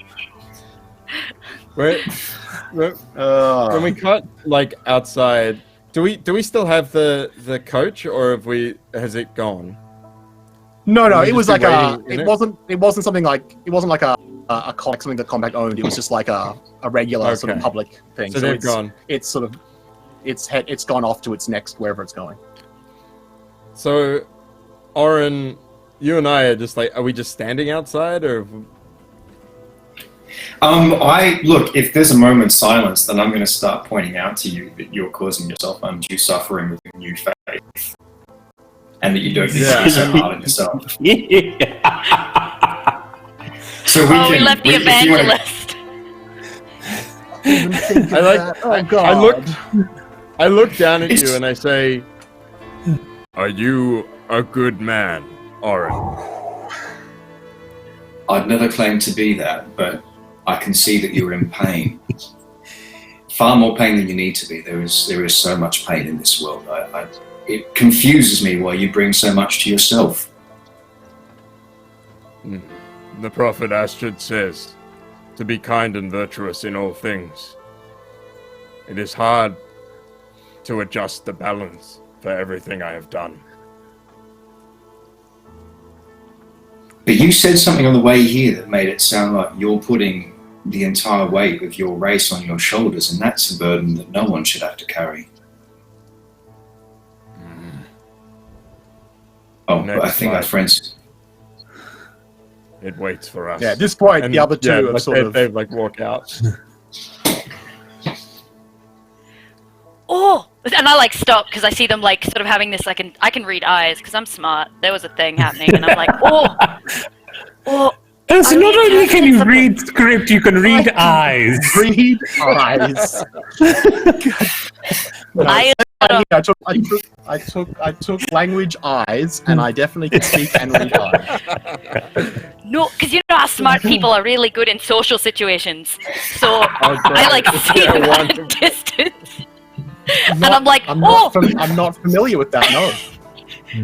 And she's like, "Oh, sorry. It's okay. Go back to what you're doing. We'll pretend we aren't here." And she just covers her eyes.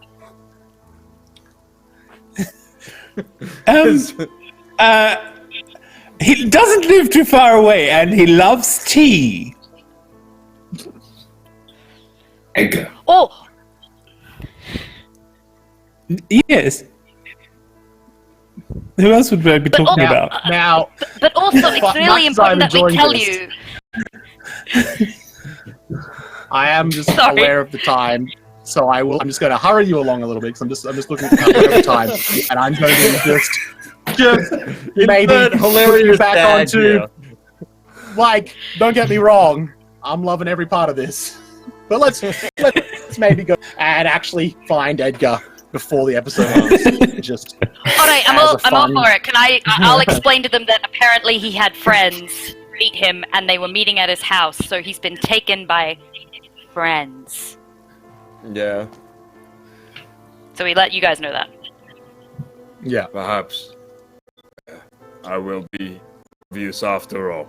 and like Sorry just starts walking in a direction, not knowing whether it's the right direction. And I Oh no, reckon, sorry, this way. Yeah, No need to apologize. Wink runs up and holds your hand and just like gently guides you in the right direction. Doesn't stop your momentum, just redirect. So as I said, it is not a long journey. It is an easy walk to this house. And as you approach, you do very clearly start hearing the sounds of things being broken, and sort of as if they're being like thrown around, coming from Edgar's house. Ooh, they're having a good time. I'm gonna like pat Sorry on the back and be like, "Alright, that's your cue," and like push him towards the door. Yeah. Yeah, I mean, I'll just stride forward and open the door. You throw open the door, and there's a sort of the entranceway, and it's just a shambles. Drawers have been pulled out, things have been knocked over, and from up you can see a stairway going up to the next level, and then doorways going to the left and right to go into other rooms of the house. But from upstairs, you can hear this voice going, "You might as well make it easy. Just tell us where it is." And then this sort of I like this bit charge up the stairs and I say, "I'm right here." I'm getting my mileage out of my reputation for being a badass. Yeah, do they stop whatever they're doing and go, "Ooh"? Yeah, but there's you run upstairs and you go into it leads into the bedroom, and up against like one of the far wall is the crumpled form of an older man who does match the description of Edgar, who's clearly been severely. The point where I'm actually going to quickly make a will check, but I'm going to give you a boon, because as an orc who regularly whips themselves, this kind of violence is probably not as shocking as for others. Okay. That's 14 in total. You are totally unfazed.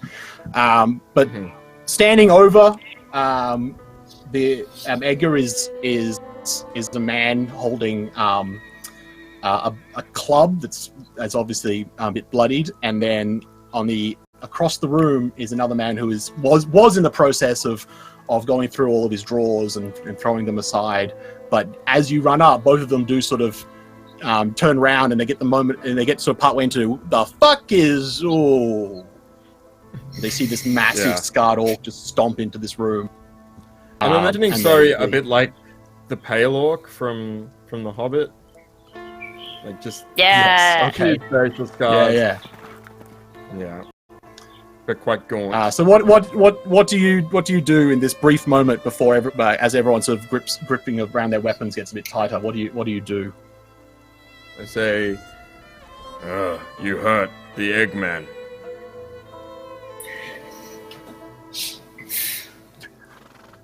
Are you just like are you just like making the statement and then going to attack them? Are you trying to? I just like look from him to them and see like I'm waiting for them to respond. The one close to Edgar is the one that sort of composed himself first, and he's like, "The fuck are you looking at? Deal with him!" And the other one turns. As they say that, I yell down the stairs, "There's only two!" And I just like step forward with my staff ready. I'm gonna go up after that. There's only I'm two. right upstairs. I'm going to just quickly.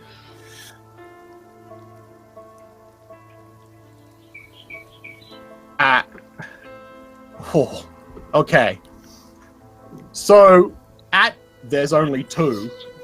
Both of them kind of freeze up a bit, and they look back and forth, and they start going, look, we don't want trouble. It's just a job, all right?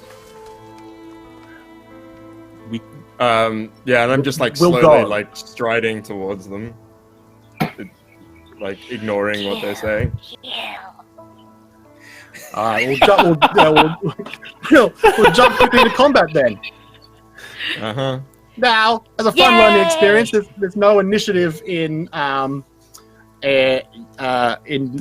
of the Demon Lord. You just announce if you're going to go have a fast turn or a slow turn. If you have a fast turn, obviously you go before everyone, but you only can make a move or an action. And then if you go as a slow turn, you can make both a move and an action. And you just sort of jump in whenever. Player characters obviously get to go first. So if you're on the fast turn, just tell me what you're doing and then do it. So are we all at the top of the stairs now?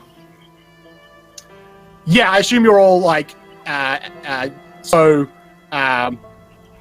Sorry is basically now like face to face with the first guy, and everyone else is sort of in the doorway. So the three of you are basically in the doorway. On the opposite wall to you, you can see Edgar crumpled on the ground with a man with a club standing over him, and then just offside you see another man with a sorry leering over him. Got it. And they both look like all of the bravado is just gone. These are not brave men. Well, I'm gonna take a fast turn. Yep. So I'll take a free to slow. just jump in. And you don't need to actually. And this is my bad. Like when we're doing a practice game, we did it this way, but I've since realized you just jump in and go. So if you want to take a fast action, to say I'm going to do this, and then you do it, and then once everyone's done, we'll go into the slow action, and then you just on what you're doing, and that'll be fine. All right. Well, I'm going to just like strike out at the guy on the left. Okay. So I have a +1 with my stuff. Have a boon because he is not at all in a good state to defend against you. Okay. I don't need it, but there's a 24. Ooh. Wow. All right. Roll damage. A D6. In fact, just because it's where we are getting close to the end, roll damage twice because you did go over 20. Okay. Why not? Do I get the modifier twice or just the dice twice? You don't add your modifier to damage. The quarter Unless- Sorry, the staff has a +1 to damage. It's Oh, a right. So D6 unless there +1 is, in yes, you two get hands. the whole thing twice. Yes, Okay, cool. So I do 9 damage in total. I'm going for non-lethal though. I'm like just trying to slam it into his temple. Yeah, he drops. You just crack him across the side of the head, and he just drops like a like a sack. I guess I'll fast and move over to the other fellow. And is speaking just for free? Yeah. Just going to say, if you don't want that to happen to you, I think you should tell us who you're working for. He just drops. They've been rolling terribly for their will. He just drops things like, "I'm good, man. We're good. It's fine. It's fine." And he just, and because it is, we've got about 10 minutes left of the episode, and we do have another show that will. Oh, do we will not come go up after us. to? Do we not go to 12? Do we? Oh, I'm looking at the time wrong. Oh, we've got more I was time. thinking, I was Guys, like, we have more 10 time. minutes? Oh my Sam's God. not a scribe, you see. For some reason, He doesn't know how to He read. can't he just- read. he can only count time. Now you realize why it's so important. see, while for me, we started at 8. We did sort of all the conversation was getting everyone together at 7:30. So in my head, I was thinking we started at 7:30. And I was Yeah, like, right, yeah, right. Don't worry about it. Yeah, so we get to interrogate people. That's what that means. Sweet. While the interrogation's going on, I'll go tend to Edgar. I Yeah. will also join Oren. I'm gonna run over with him, and be like, Does "I anyone, need." does anyone have Oh, like anything I have like medical? In like their I took a professions, writing. or- I took a writing kit instead of a healer's kit with my comfortable pack. Of I think, course you although, did. having said that, I think you do have healing potions. Ooh. If you rolled comfortable. I did. So you don't have one, Oren. So I'll take it and I'll like very. Is he conscious? Am I gonna choke him to death? He looks like he's on the edge of consciousness. Can I? All right, just gently open his mouth and tip it in, and like be careful that he doesn't like just barf it up, because also healing potions are hard to come by. Yeah, you can sort of like help him, and he's sort of Okay. and Like the given, drunk it's friend magical when you're nature, like, have some water. you need to drink this. Yeah, it's pretty much exactly that, except instead of alcohol, it's bludgeoning. Is the Oh yeah. But you do, as given it's the magical nature of this, it's not super strong, but you do see some of the wounds start to sort of close up. He still looks pretty terrible, but he doesn't look like he's about to die. And he Yeah. sort of Yeah. Cool. he sort of looks at you, and he just goes, "Thank you. I guess you're my escort. Couldn't have turned up earlier, maybe." Well, we weren't given an exact time, you see. So when we got to the post office, they said you'd already left with your friends. Oh, yeah. We go way back. Okay. How about I'm just gonna catch you handle. Oh, okay. Rest now. I'm gonna sit here until there's 2 of you. Oh. And he Yeah, sort of just let him lean on tries- me.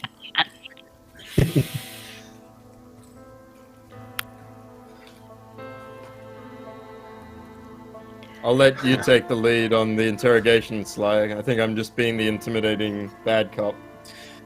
Wonderful. Yeah, the other. Hello, Chappie. He's What's sort of- your name?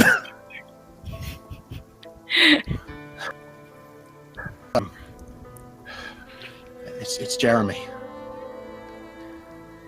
Well, Jeremy, you're in a bit of a bind. I'm not going to lie to you.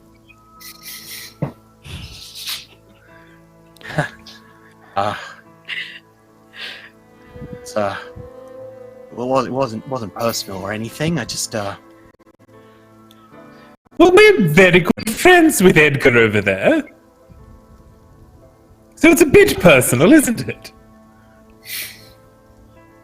he sort of just like looks at it. He's just sort of like staring at his feet. And he's just like, "Oh, He's trying to make himself as small as possible. No, we don't have to kill you. If you tell us everything. Look, all I was told. I met a guy. He said that we were to go, and we're going to pick up the postmaster, right? And he said that the postmaster had something of his, and he wanted it. He wanted it back. It was just a piece of paper. He said we'd know it when we saw it, had it by the seal. And he said we want it back, and he was going to pay silver. And he paid. Oh, so one you up do front. subscribes as well. Well, what? I don't understand. Now, I need his name. What is the name of this man? I don't know. He was wearing. He had a mask. I didn't see his face. He just said, "Do this, and there'll be money." I have a family. Oh, Jeremy. You're in trouble.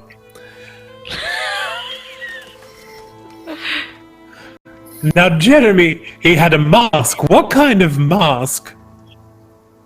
It was like a face, scary face, mean. It's not like a monster from like a story, and it. Like our friend here? No, not Ouch. an orc. Some of my friends are orcs. No, Like scary. some kind of and like some kind of demon. oh, and where did you meet this man? He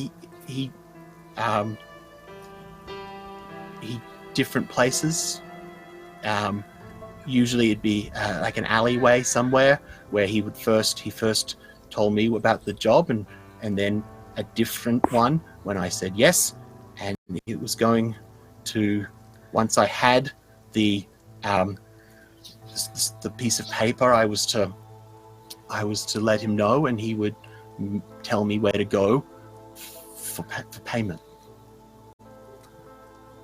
And all right, so he would find you.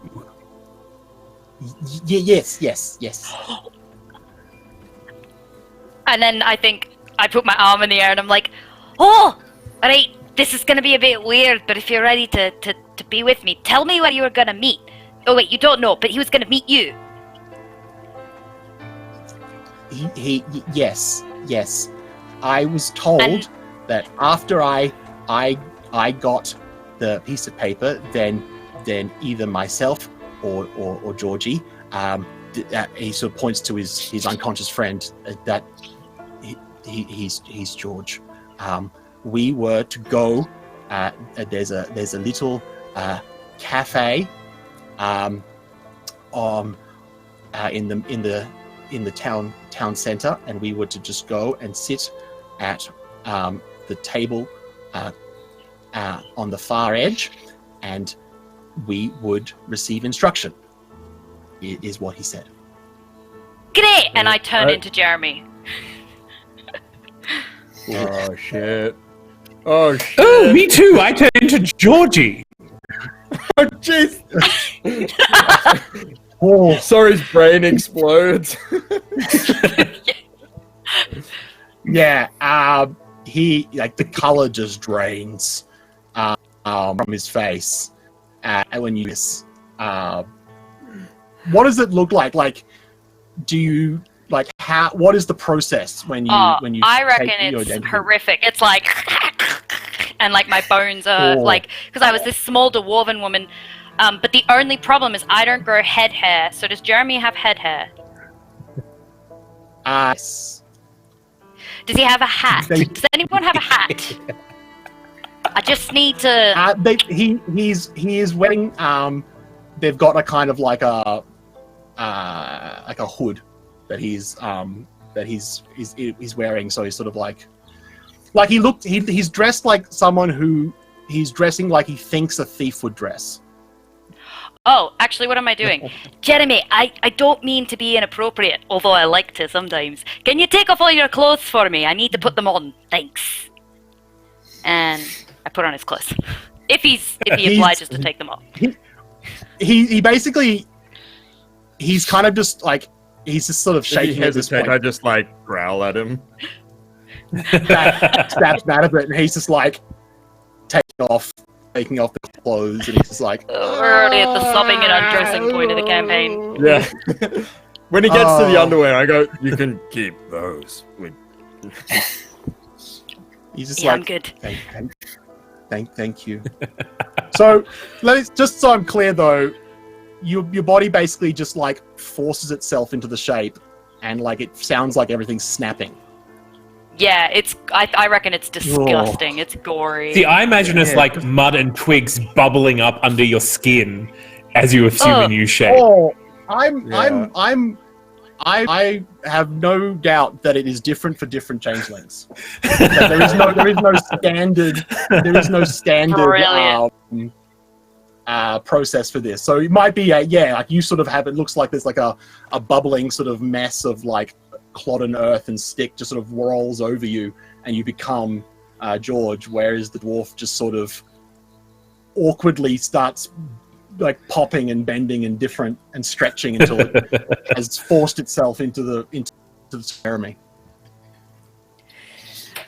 Oh, also, I suppose we should ask Edgar if he has this piece of paper or knows what it is that he wants. Hey. Or can he make another one? Edgar sort of rolls to one side, and he sort of pulls himself up, and he's holding he's clutching at his side, and he's just like, in my day, we knew how to fucking beat information out of people.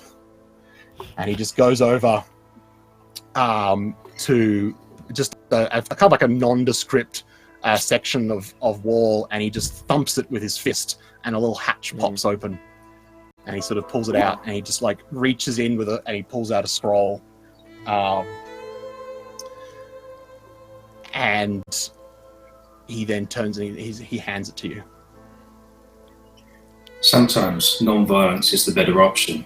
We're going to get ourselves some fame back. Our first priority is to get you to safety, Candleman. So, be our guest. And I just like gesture towards the door.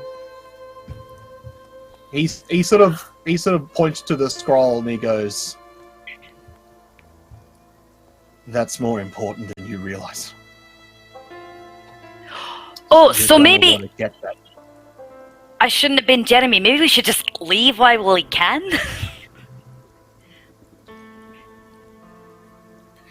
But didn't Agent want to know who was hounding them?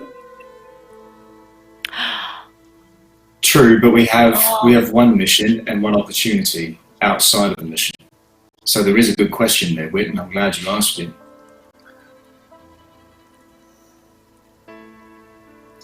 That sounds like someone who doesn't want to be an officer. So you definitely have the opportunity where you could potentially try and get this this person, but you also your mission is to get Edgar and whatever information he had to safety. the safe house that you were. I think we start take him there first, and then even if we cliffhanger it, like the idea can be that we're going to go after, try and find out who the people were. I agree. I reckon we'll. But I go up to Jeremy and George, and I'm like, I'm gonna be wearing your skin for a while, so you might want to lay low, okay? And if I find out that you're walking around and making it known that we were here, I'm gonna come back and take your actual skin, okay? That got dark. Real I quickly. like look at you and I say, there is no need to be cruel. And I just like look at Jeremy and I'm like, your mortal soul is eternal. Think about that when you wake up. And I just headbutt him like real fucking hard.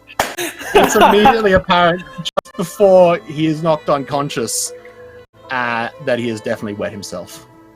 Yeah. Oh, and then I say in my loud whisper, I'm like, I wasn't actually gonna do it. I just wanted him to like lay low and not let him know that we stole his, this.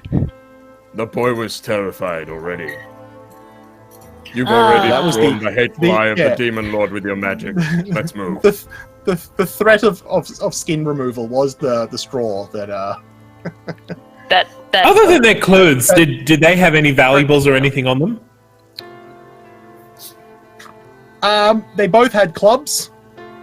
And roll. Clubs are one-handed, aren't they? 2d6. I might take one. So wait, Sly, quick question. Would a decoy egg be useful to us?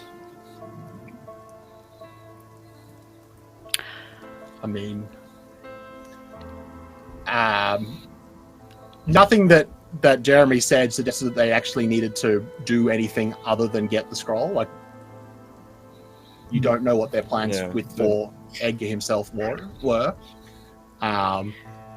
Zane, between the two of them, you have found 7 bits. Wonderful. So a little bit.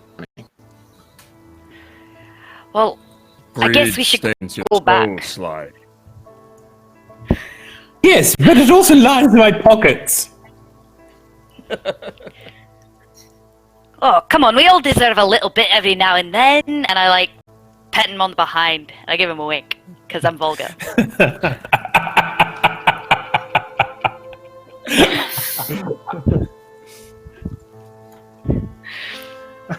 Also, wait, I'm not even short anymore. I'm Jeremy, so Jeremy just slapped you on the behind and gave you a wink. Yeah. Let's move. So, they're human, yes? I like grab Assume so. grab Anyway. Edgar by the elbow and start moving him towards the door. Oh, wait, should we take them with us, actually? Should we just take them as, like, hostages? Or do we leave them here naked? I'm just leaving them unconscious, but... Oh, yeah, actually, Yes, no, let's not carry the naked bodies out into the street, like, get into a coach, like, just had a great night out, excuse me. Very conspicuous. Yeah. Never mind. That's a bad idea. I'll take 2.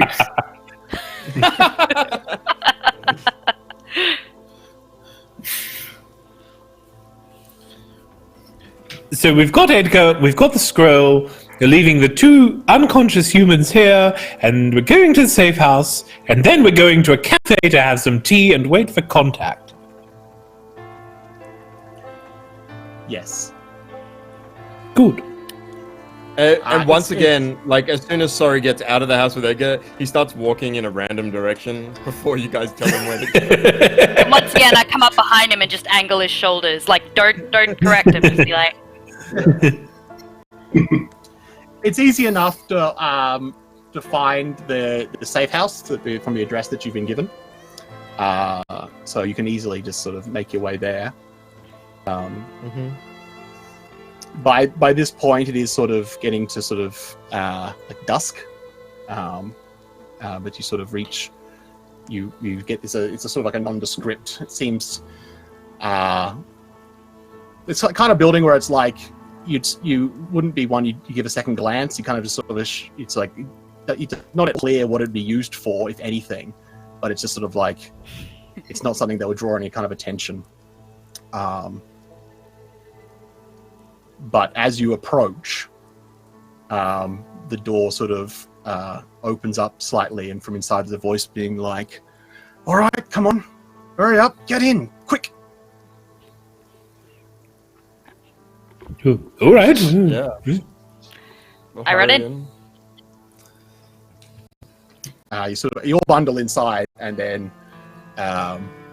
you see there's a slightly nervous-looking dwarf, and he's like, So you got him. Okay. Good. Wasn't any trouble? And then he sort of, at that point, he actually looks at Edgar and sees his condition. He's like, oh, some trouble then. Not followed or anything? Oh, well, actually, I don't know. I wasn't keeping it. Oh, that seems like something we should have been looking out for. Sorry. And then I'm gonna poke my head out the window. Can I just have a look and see? The dwarf looks horrified. It's our first day! Please roll perception. Okay. Oh, okay. So it's a +2 to 20. 22. Yeah, that doesn't seem like there's anyone out there. So I'm like, whoop. It's alright, it's alright. Calm down, it's okay. Whew, that was lucky. We did leave 2 unconscious men at Edgar's house. Oh, yeah, we did, but Okay. but we did I scare him presume real you can't good. go back there anyway. That's okay. We can handle that. Oh. All right. It's good to see you. Now, you have Edgar. What else did you get? The scroll. He sort of looks a bit confused and then sort of... Are you Everything showing him Edgar the has scroll? Yes. The dwarf takes the scroll and he sort of looks at it and he sort of shuffles over and he sort of lights a lantern. He's sort of looking at the scroll like, whoa, oh, that is a thing. Oh, can you read it? Edgar. It's okay if you can't, because I can.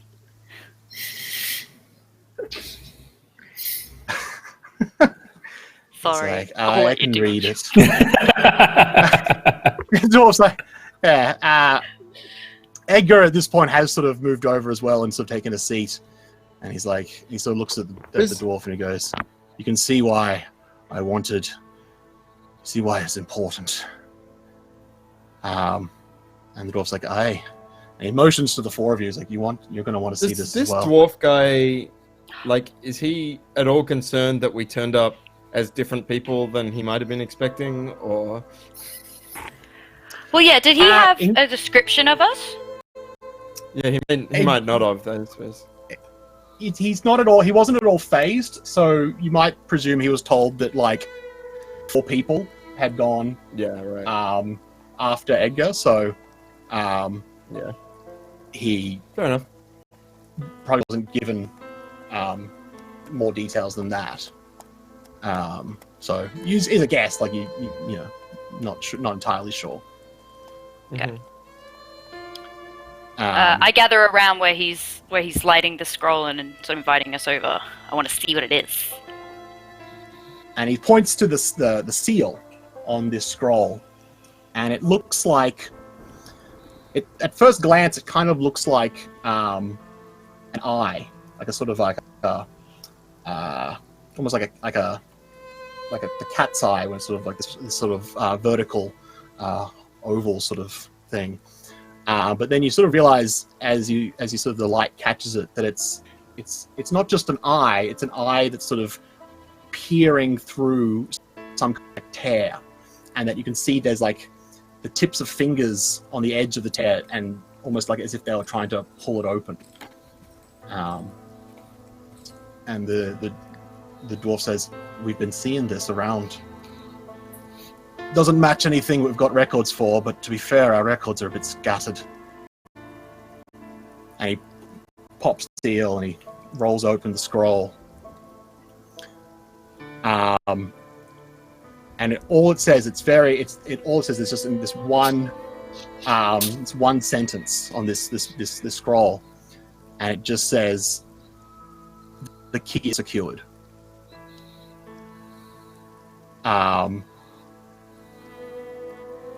And the dwarf is like, "Does this mean anything to you?" And Edgar just shakes his head and goes, "Well, Berger should see it nonetheless." Good work. And he sort of glances at the four of you and sort of gives you a nod.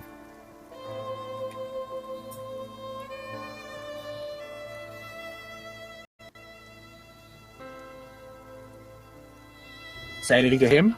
Or sort of... Oh, just a nod, is that all? Because, like, I think we actually did a pretty good job, you know?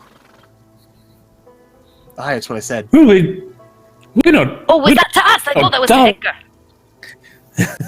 Sorry. Yes, no, he looked back at you, he looked at the four of you and he's like, yeah. Oh, in which case I'm like, oh, no sweat, don't worry about it, it's all in Dale's work, it's fine. Well, perhaps a promotion is in order. Hey, he's like, that's not for me to say. But you're definitely on track to being in full agents. Now, we can get you back, unless there's anything else. Send you back to the safe house. Well... Oh, we're going to try and find this contact of theirs. Yeah, you see, you don't quite know us very well, but me and Sly here don't actually look like this. We're a little bit fey, as they say. And we've actually stolen the appearance of those two guys that we beat up back there. And we got the details of where they were going to meet. The guy that wanted the scroll. So maybe we could stage a little coup. Dwarf's like, oi, changelings! That is useful. Yeah. Well, it's not really within the purview of the mission, and I definitely don't let raw recruits into that kind of danger. Oh. But it is a good opportunity, and if you're willing, might as well take a stab. Anything for a promotion. All right. I'm just, yeah. How long? Wink.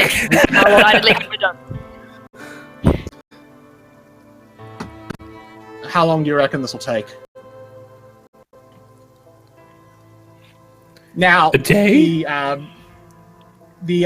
From what you gathered, from what Jeremy told you before he passed out, or I say passed out, was headbutted into unconsciousness. He didn't really specify a time. He just basically said as soon as they had the thing, they'd go to that table and that they would receive further instruction. Yeah. So, if we just sit at the table and get further instruction, it should be pretty quick, right? And you two, and I'm pointing at Oren and Sorry, and I'm like, you could, like, watch from a distance, just in case, you know, shit goes down. Absolutely. And if the Compact's concerned about sending raw recruits into something like this, maybe they can keep an eye on things too. That's true. So you make your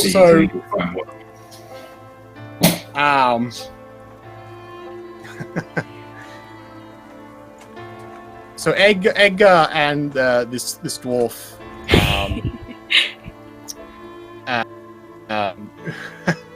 who's now he's introduced himself as Dugan. Dugan. They're gonna stay at the safe house and get and sort out any final travel preparations. And he says, "Go back. Don't take it." He's like, "Don't. Just do it quickly. But if any point it feels like something's gone wrong, get the fuck out of there. It's not worth the risk. We have what we came for. This is just extra." Okay.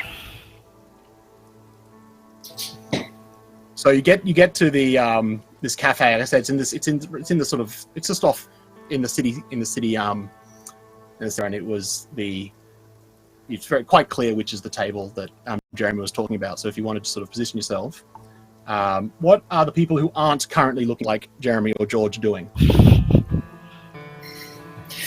Find somewhere nearby to sit that's still in sight line, but is at a distance. Like, ideally, there's other people around between us and them still. Yeah. And I imagine us sort of like sitting at this table very inconspicuously. Yeah, I mean, no one's paying you too much mind. I mean, it's like the sort of dinner crowd is coming through, so it seems to be a relatively popular place. You sit at this table, and sort of a few minutes tick by, and nothing seems to happen. I definitely look at Oren and I'm like, what you said earlier, the divine, it depends on us mortals to atone for our mistakes. This was one of Prophet Astrid's 4 truths.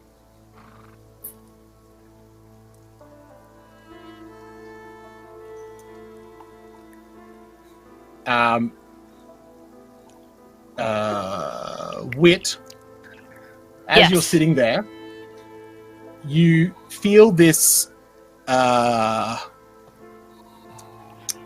it starts as like a tingle, but progresses into a kind of just a stabbing pain that feels to be coming from inside your skull. And you feel this compulsion. This voice is just basically telling you, it's just saying, what is your name? And it feels like you could potentially resist doing anything, but it will hurt. And you don't know how long you'll be able to hold back, but it's basically compelling you to say your name out loud. So I have to, like, can I reckon she's like... You have a choice to just like, to basically, so you can hold off for, essentially you'll be like, we're not going in combat terms, but essentially you can hold off for a round, but doing so will cause you damage. And you feel like you're basically given this like immediate awareness that following the instruction will reduce the pain, resisting the instruction will cause some serious damage. I say my name. I say Wit. But I follow it with, is a man's greatest gift. Yeah, the feeling immediately subsides, and it just goes away, and you can sit there for a bit longer, but nothing's coming. Fuck! Well, I look at my friend and I'm like, well, I just fucked that right up, didn't I? What did you do? You just made some inane comment about Wit. There was something in my head telling me to say my name, and I probably could have not said my name, but then I thought it was going to hurt my head. And to be honest, I'm not very... Oh, you should have said Jeremy's name. I was going to say Jeremy's name, but it compelled me to say my name. Aren't you a scholar? I can read, damn it! And I just start sobbing. Yep, there, I guess. But this is going in my report. And it's so you that this conversation is happening while you're still at that table too. It's just on point. And it's really loud. It's really You've got overt. these two guys. One of them is berating the other, so like, this is going in my report, this is what's going to happen, and the other one is just sobbing. And then, like, picks up the dog who was under the table in the bag, and it's like, Still had I just- dog. oh, dude. I look at Oren and I say, Oh. I think we're done here.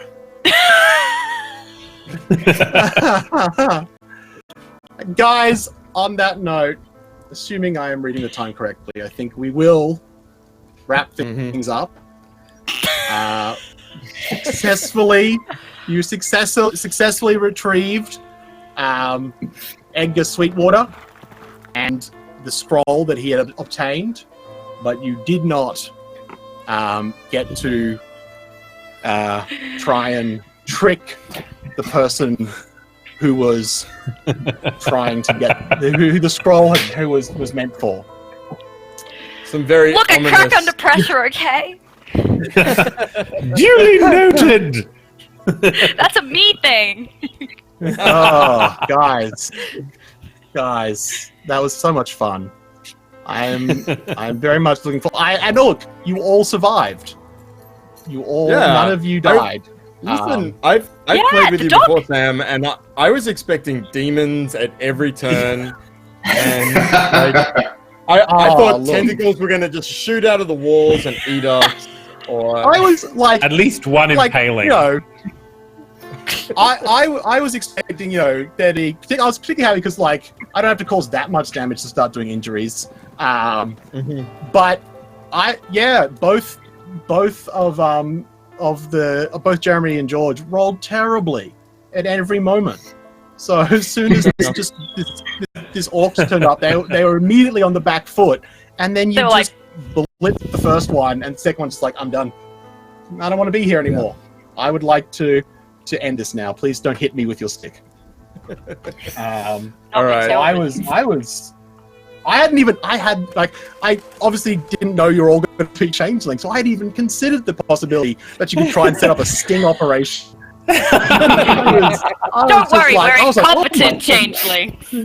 I was like, that's going to be really difficult, but I'm super keen to see it put off. And unfortunately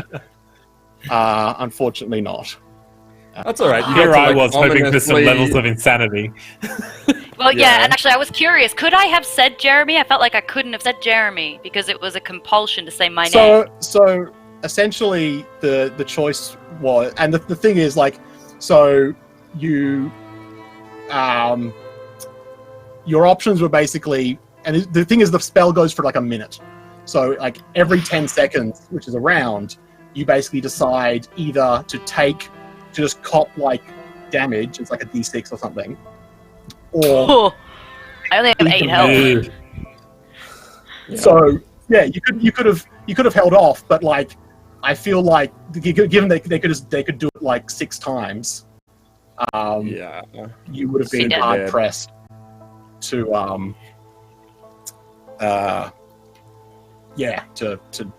to manage that. So once they locked in the spell, that was going to be real tricky to do. But All right. before we sign off, how about everybody just go around and everyone just tell all the lovely people who've been watching us here on Twitch or who might later watch us on YouTube, once again, who you are and where they might be able to find you if they want to see other projects that you might be involved in and what those projects might be. We'll just whip around clockwise again. So we'll start with Zane. Now we know his mic. My mic is working now. I'm Zane C. Weber. I am Zane C. Weber on all the social medias. That's Not CanonProductions.com is where you find all of my podcasts, which is what I do. And that's pretty much it. hang I'm out a Jamie Collette. Yep, sorry, I'm Jamie Collette. You can call me Muffin or at Muffin Manifesto on Twitter. Watch that space because I'm going to be announcing soon, I think, the first draft release of the game I'm designing, which is like a Viking community building hack of Blades in the Dark. Cool. I like That that. sounds awesome. And I have been Rhiannon Mauschel. You can find me on Twitter at rsmauschel. You can call me Ree. And I am a regular voice actor on the Penny Peep Show podcast. Check us out. I'll be releasing a series that I've written on there soon called 2 Whores and a Courtesan. Worth a look. Over to you. That way. I am Kevin Power. You can find me at VoiceOver AU over on Twitch, where I stream regularly. You can also find me there on Twitter and on Instagram. And you can, if you want to check out my website, that's kevinpower.com. Thanks for having me. I'm Thanks so for playing glad with us, Kevin. you could join us. We very, very well might try and find a way to bring you back and get to play with you again. This has been great. I just glanced over and try and get this name right. Girly Cat 9001 just gifted like 5 subs. That's fantastic. Yeah. Super awesome. Raining subs over here. I've been Sammy P. I hope you enjoyed. I'm very much looking forward to how this goes ahead. As I mentioned, I'm taking some inspirations from XCOM, how that I'm going to be running the Compact as an organization. So we will get to know even more colorful characters, not just the ones we've had today, though they will definitely come back, given that they all survived and did wonderfully. I am very excited to see the kind of people that have the Compact has been forced to hire in its time of need. But if you want to find more of my stuff, you can find me at _RealSammyP on Twitter, or Sammy P Productions, which is 2 words, on YouTube, where I am currently doing a series I like to call my Let's Voice series, where I play games like Pathfinder Kingmaker or Pillars of Eternity 2, and I turn off all the voices so that I have to do all the voices myself, and I'm basically telling myself that I'm practicing my voice acting, where I'm merely just justifying playing video games. So come and check that out. If I ever actually get an internet that isn't hot garbage like most of Australian internet is, I will probably put that over on Twitch, and you'll be the first to hear if I do that. But otherwise, guys, thank you for watching. Everyone here, thank you for playing. Thank you again to all of our sponsors, Fantasy Grounds, which is who we've been using to roll all our dice and who have allowed us to survive.